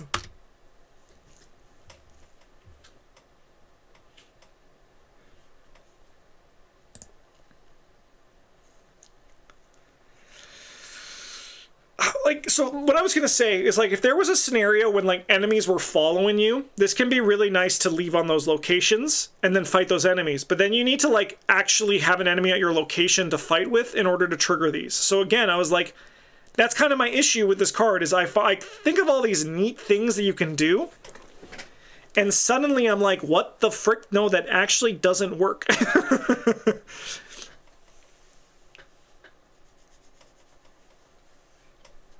I don't get this card. I don't get it. I'm going to unfortunately have to give it a 2. And maybe this can be a card that I'm going to, like, maybe Astute is right. This is the sleeper.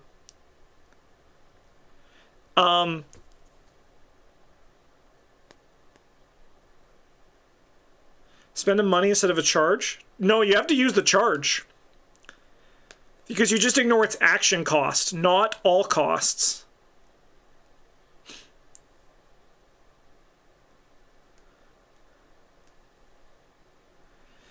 Yep. There might be something that comes up, and this might be the card. Oh, sorry, you guys don't have the right card on the screen.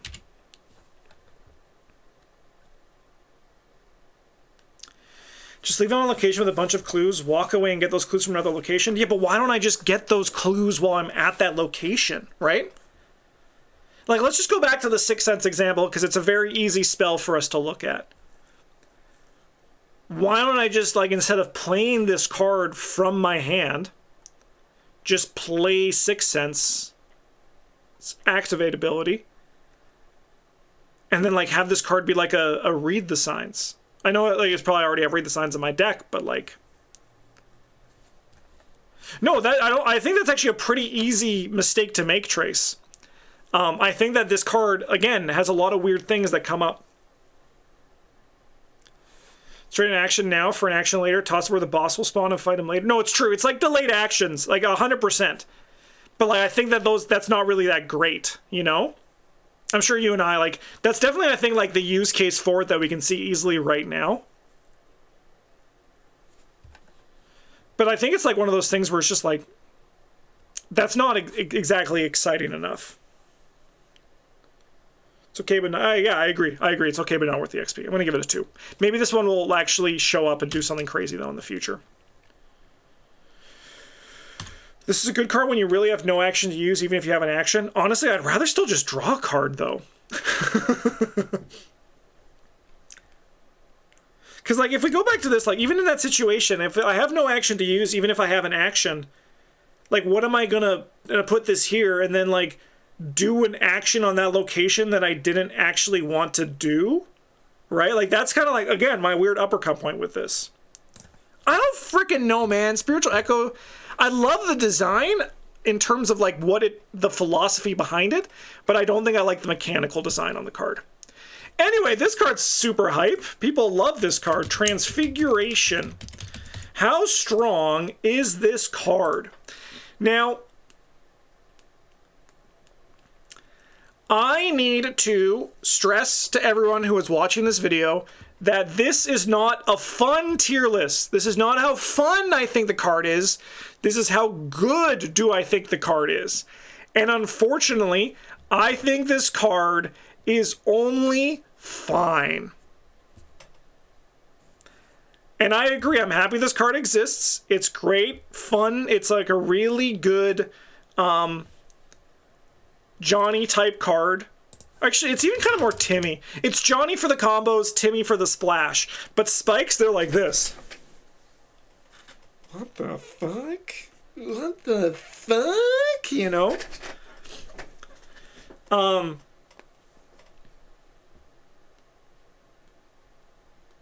So yeah, I think it's the problem with Transfiguration is that if you're building into another investigator, you have to ask yourself, why would I not play that investigator? That's the first question. The second question, chat's giving this a 3.6, is if the reason I'm building around that investigator is because they are, I want to do something that they can't do, are you able to do those things in your starting investigator deck, right? Is it that much of an improvement or it's good? I think it's flashy and fun, but I think it's more memey than it is good.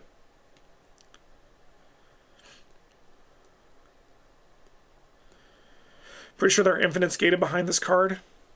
Yeah, some people saw, like, Jacqueline and Father Mateo. Like, that's the kind of thing, like, where the power level can get high. But yeah, I think that's the issue, where it's just, it comes down to, like, just play another character. And I know there's some people, it's like, you can play Lola without restrictions, but, like, at the same time, as Travis said, just don't play Lola. Like, if you want to play Lola, play Lola. For me, personally, my favorite part of Transfiguration is using it as a way to turn back into your old self after you get homunculized.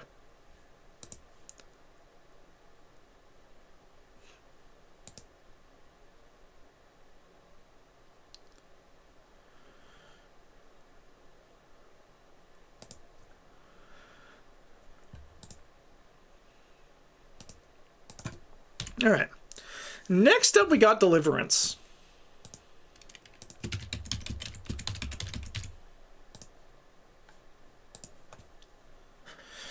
0 cost, 3 experience fast. Play when the draw encounter card step of the Mythos phase would begin. You draw each encounter card that would normally be drawn in this Mythos phase. Cards drawn during this Mythos phase cannot be cancelled, and the first card card drawn gains Surge.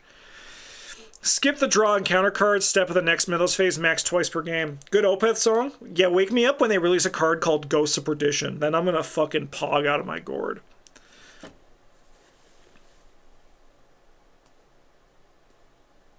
Ghosts of! Alright, I was pretty soft on this card. And then I was playing a standalone. And somebody played this card. There was a patron that brought a parallel Agnes deck. That they played this card. And that was our TSN turning point. That was the moment when we won the scenario. Things were looking a little bit grim. And then this Agnes player played that card because they were a Mystic and also Agnes. They were able to survive those cards no problem. And then we won the scenario because of that. And it's just like the 2 turns where you don't have to draw an encounter card because Agnes or your Mystic has done those things. It's just like tank the encounter set. It's a very good effect. And I agree with what you're saying, Valentin. This is probably the card that once someone plays it, you realize how good it is. There are a lot of cards that do this effect, right? Well, there's one card that does this effect. The shirt-wearing Silas that I always forget the name of. But it's the one that you can remove 5 Bless tokens to cancel Mythos phases, Mythos cards for the turn. And this is a watchful piece, yes. This is a much easier effect to trigger. I think I'm going to give this card a 4. I think this card is actually very good.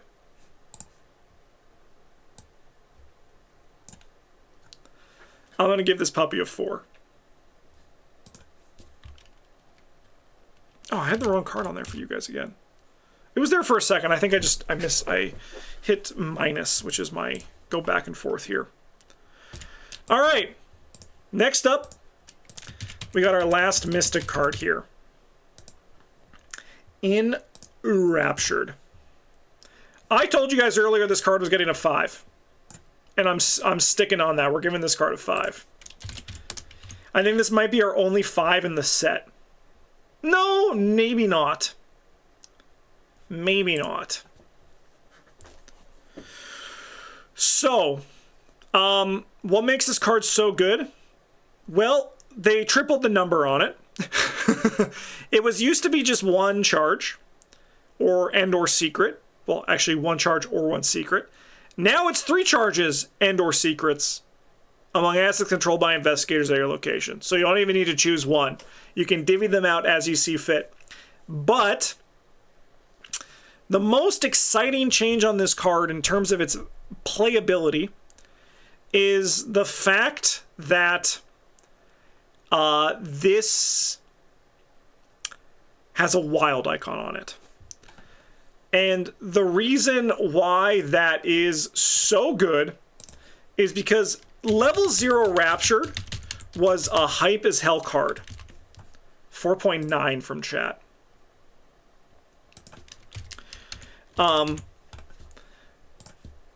But it was kind of gated into the Mystics who could play it because it was only a book icon, right?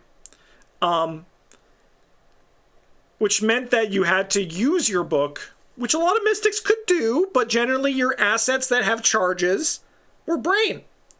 But now this commits for a wild, so you can just put it on your Rite of Seeking test. That's fucked up. It's practiced, so practice makes perfect. Was already fine to do with the level 0. Amanda is going to go nuts with this card. I mean, that's not hard for Amanda. She just kind of goes nuts. And without even, yeah, as what Valentin in the chat said, even just like using it normally on a Grim Memoir, That's really good. 3 charges, like that's not nothing. And that's also like active charges where you get them just by winning the game. It's fricked up. Great card. All right, on to Survivor, and we're going to talk about ample supplies. All right, 1 cost, 2 experience. I need another cough drop.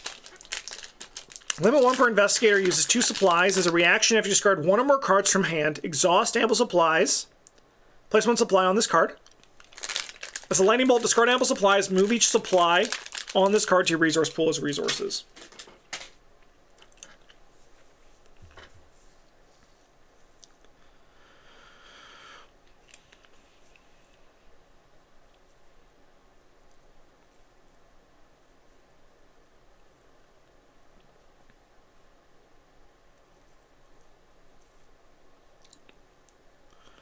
I love bananas.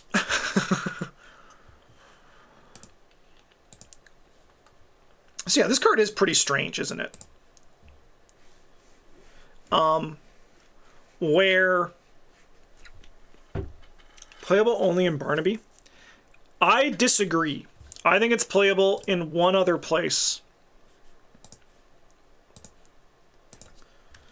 1, 2, 3, 4, 5. 1, 2, 3, 4, 5. Chat's giving it a 1.5.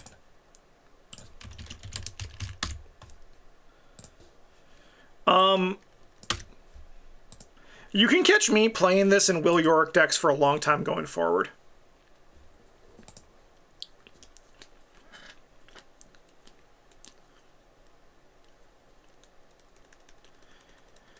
If I have any Will York decks that discard cards, this is basically just free money. And I know there is the idea of Hunting Jacket, but to me that's... what it does now, for me personally, is that it shifts... It gives York a different way to build, right? Because there's the Hunting Jacket, which is really good, but that takes cards in hands to do things. This does take cards in hands to do things, but it also is just like money. So it's like one of those things where, excuse me, if you're playing like a Will York deck, I've seen this happen to a lot of people, where they just like get to a point where they don't have anything to play from their discard pile. They have their leather jacket in play, or their leather jacket's not on their discard pile. And ample supplies to me is now just something that Will York can always play from the discard pile to just gain a free resource. And that's not great, right? I'm probably going to give this card a 2, but I see the use cases for it.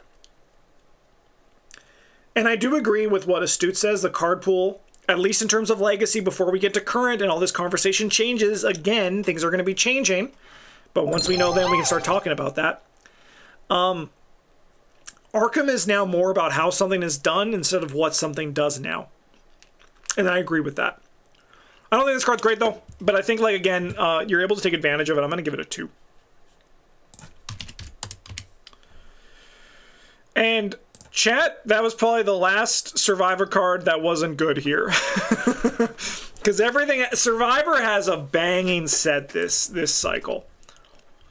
They have a pretty good set. Let's go to Gift of Nodens.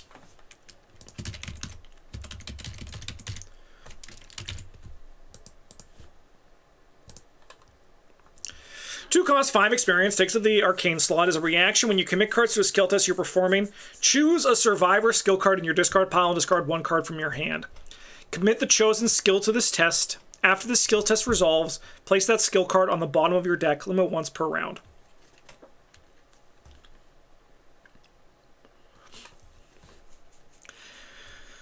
I've said it before, and I'll probably say it again.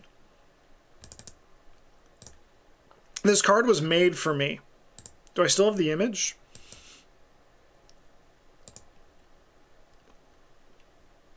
No, I don't. Don't have it saved here.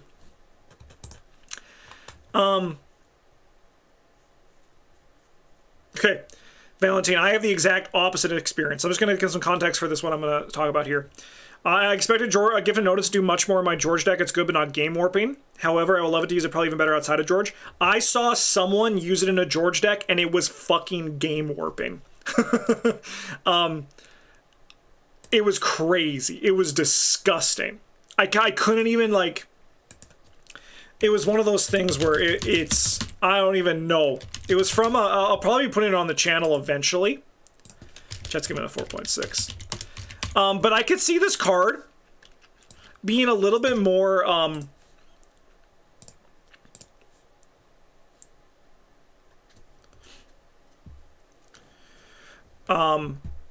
I could see this being a bit more, really depends on when you draw it, and then, like, what cards you have when you get there. But I think this card has a really high ceiling. And I thought this card was going to be just, like, good, and then I was going to, like, be very good with it. But now just seeing it, I'm like, oh no, this card actually is, like, banger. I'm debating giving this card a 5 if I'm real with all of you. I think it is that powerful. So skill cards are very strong, especially Survivor skill cards. And we actually got, like, a crazy one this cycle. And then we also have Brute Force and Resourceful. And then also, it's like, it's one of those things. So, like, the crazy thing about this card, too, is that if you don't shuffle your deck or manipulate your deck in any way, you're going to get to a point when you're just going to have, like, 7 turns of drawing your banger-ass skills in a row, and then you can just, like, repeat that process. They were very smart to make this not be an exhaust. I'm doing it. I'm giving this a 5. I think this card is that powerful. And I wasn't there until I saw the patron bring that George deck last Friday. There's a lot of good Survivor skills.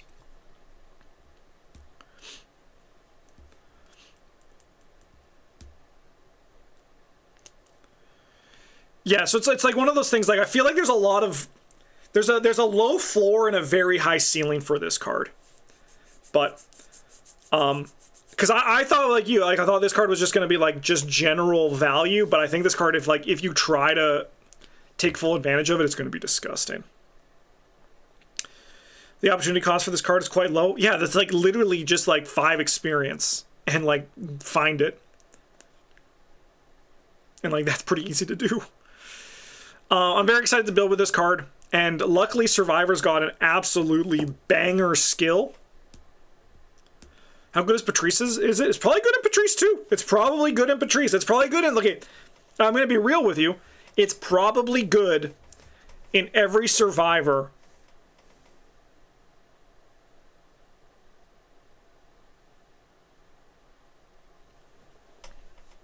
I'm just going through the roster. I'm like, even like Rita, she's probably the one that it's worst in, but she can still just play Brute Force.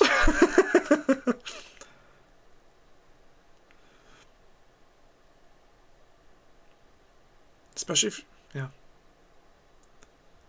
Nah, card's crazy. And it's great because you can discard a skill from your hand to have that skill happen again. And before anyone asks, you can play Last Chance with this card. You don't need to commit an additional card for this to trigger. This happens in the window of when you commit skill cards to a test. Trust me. All right. Let's move on to a Glimmer of Hope. Upgraded version.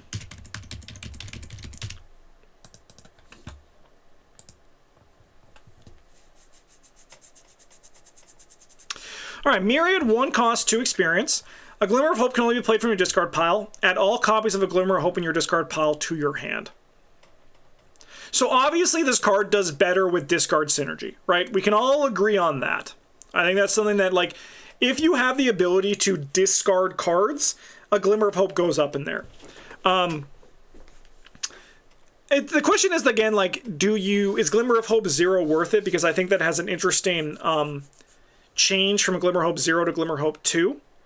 And I think Glimmer Hope 2 is just generically more playable than Glimmer of Hope 0.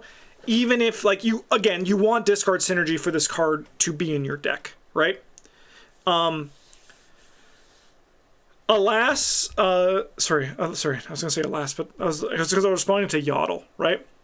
But it's also just like a card that's fine for you to even just play on its own, because it's a Guts or a Manual Dexterity, which is like a nice home for this card to kind of live in. Chat's giving it a 2.4. I think I'm gonna give it a 3. I'm torn between 2.5 and 3. But the thing is, I think it's better than all of these cards here, so I'm going to give it a 3.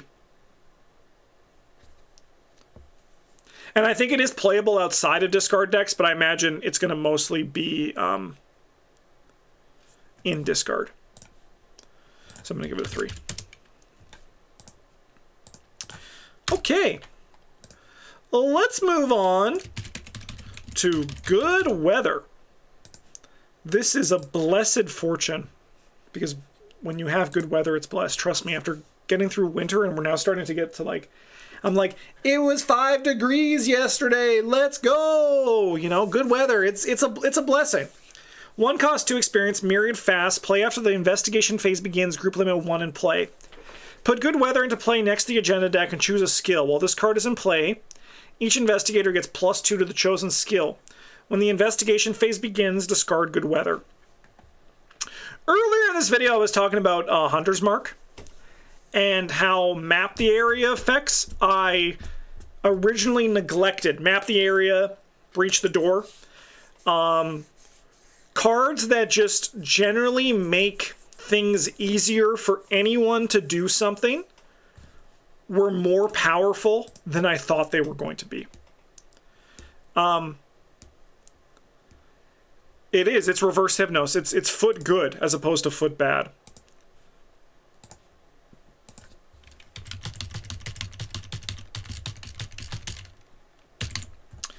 .7. I'm right there with you, Chad. I'm going to give this one a 3.5. You and I are very close on this one.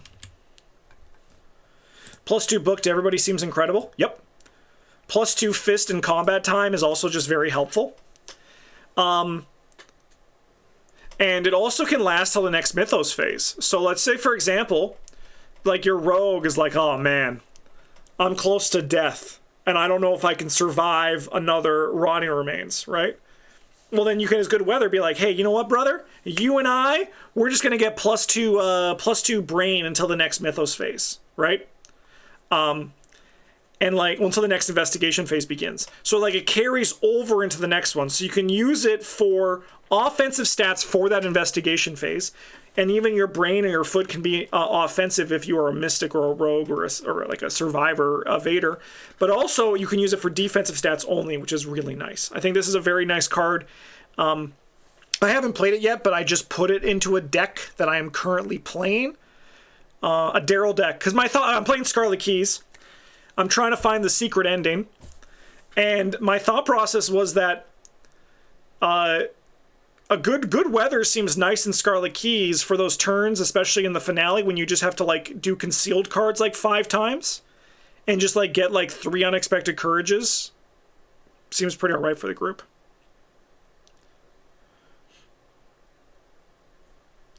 Counter argue, the game's already easier with 3 or 4 players. Cards that help more people like that isn't great. I disagree. People play Map the Area in 3 or 4 players. I think this is a very close analog to that. Doesn't take an action instead.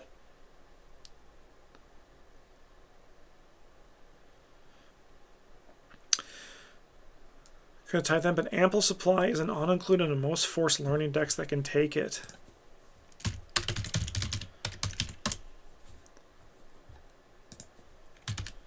Ample Supplies. Discard 1 cards from your hand. Forced learning.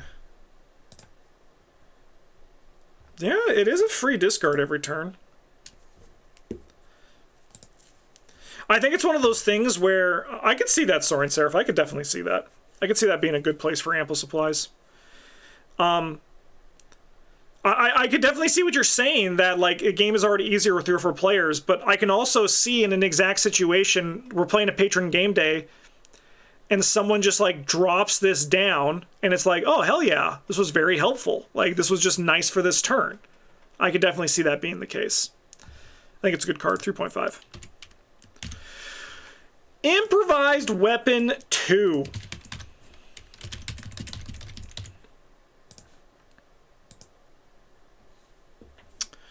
One cost, 2 experience. You may play Improvised Weapon from your discard pile. If you do, shuffle it into your deck. After resolving its effects, draw 1 card. Fight. The attacked enemy gets -2 fight with this attack. If you played Improvised Weapon from your discard pile, this attack deals +1 damage.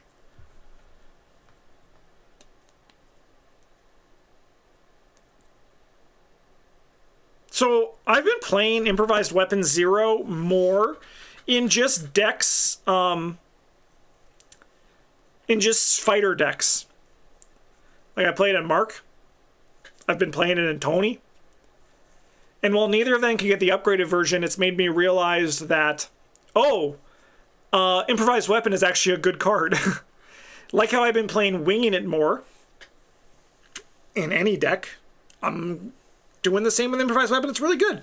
I'm also disappointed we didn't get the upgraded Winging It or Impromptu Barrier, but I can hope we can get them one day, but at the same time, it's also probably good we didn't. 2, 3, 4, 5, 6. Chat's giving it a 3.1. Oh, that's not me. This is me.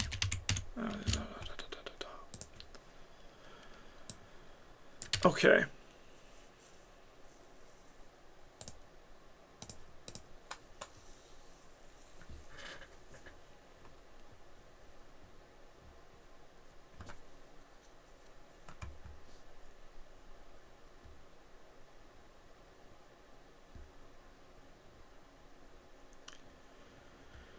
Not needing to be in the discard for the initial damage is very nice. I think it does need to be in the discard to get the damage. Unless you and I are reading a different card.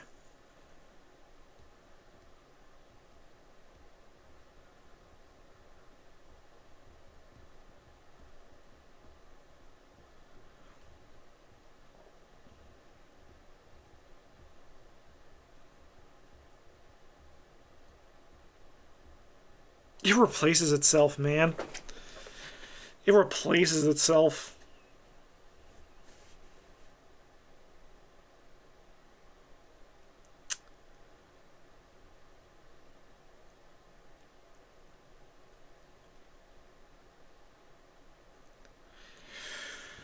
So I guess the question is how much do I need discard synergy for me to want to play this card all the time?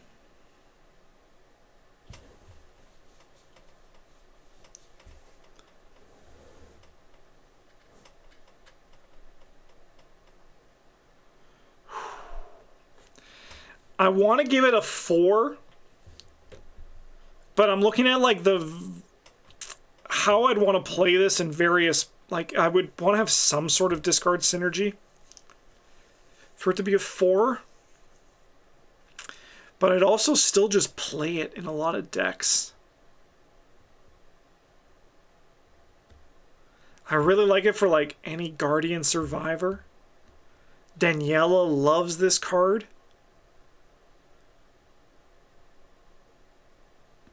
I'm torn. I'm having a hard time of where I want to slot this motherfucker in.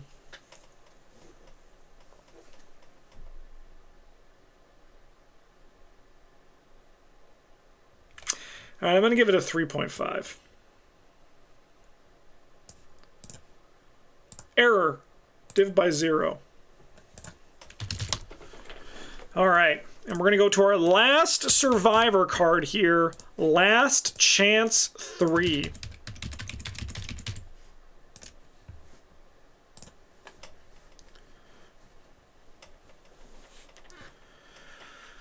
Three experience. Committal into a skill test when other cards committed. Oh, by the way, it has 6 wild icons. Other cards cannot be committed to the skill test.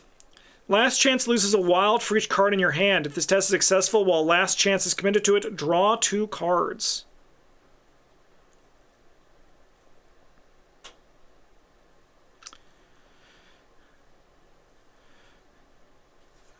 I'm giving this a 4.5. I want to give it a 5, but I know it isn't. Okay, here's a question though, chat. What would I give Perception to? Would I give Perception to a 5? Would I give Overpower to a 5? Chat, would I give... Okay, let's... you know me. Would I give those cards a 5? You know me better than I know me. Would I give those cards a 5? I probably would, right?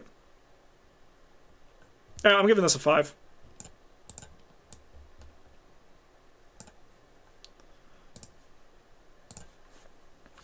I definitely would give those. If drawing 2... If you draw 2 while being proactive, could be a 5. Well, yeah, that's a good point. Yeah, if drawing 2 while being proactive can't be a 5, why couldn't this be? 5.0 from me.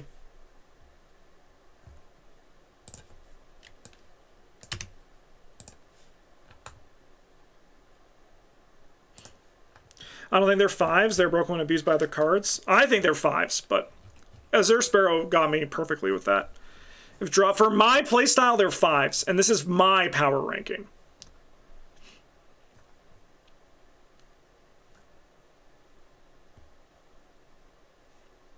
None of the skills 5, but practice makes perfect is. I don't know. I play these. I play all those cards without practice makes perfect. They're literally one of the first cards I upgrade. They're definitely 5s for me, so this one has to be a 5 too.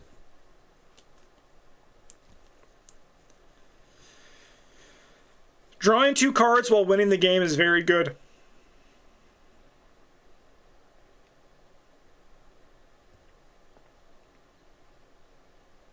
And I get to choose when I do it. I'm playing Last Chance, by the way, when I only get 1 icon on it. Last Chance is not a hand size card. It's just a draw card. Honestly, I play group shop upgrade to skill cards far more often. They're very good. They're very good. They just make your deck more consistent, and consistency is winstancy. All right, last card here in this video, we got Hunky Kelvin Wright. Feel the rain on your skin. That best ain't good for. All right, Spiritual Healing. This is a 4 experience permanent card, limit 1 per deck. When you purchase Spiritual Healing, remove 1 point of physical or mental trauma from your investigator.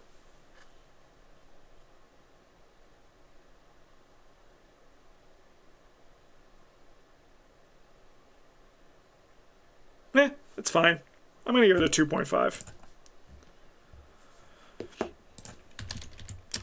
Doesn't actually do anything, but it's an easy thing to purchase in the future, but it doesn't actually impact anything. Honestly, I wish it didn't exist just because I think it's a little bit boring, but I understand the purpose for it, so we'll give it a 2.5 there.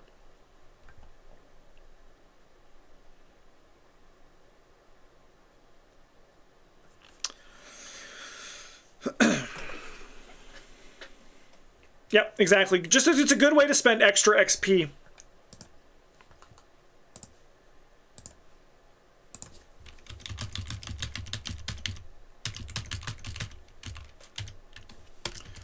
And chat gave it a 1.5. Wow, chat. I'm going to be honest with you. That's going to leave the binder a lot more than you think. You're probably going to buy it every campaign you play.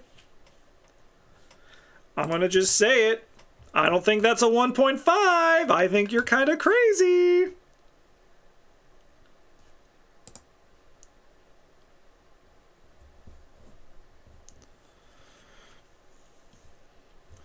All right. The tier list, doing it on the tier list is really nice. I imagine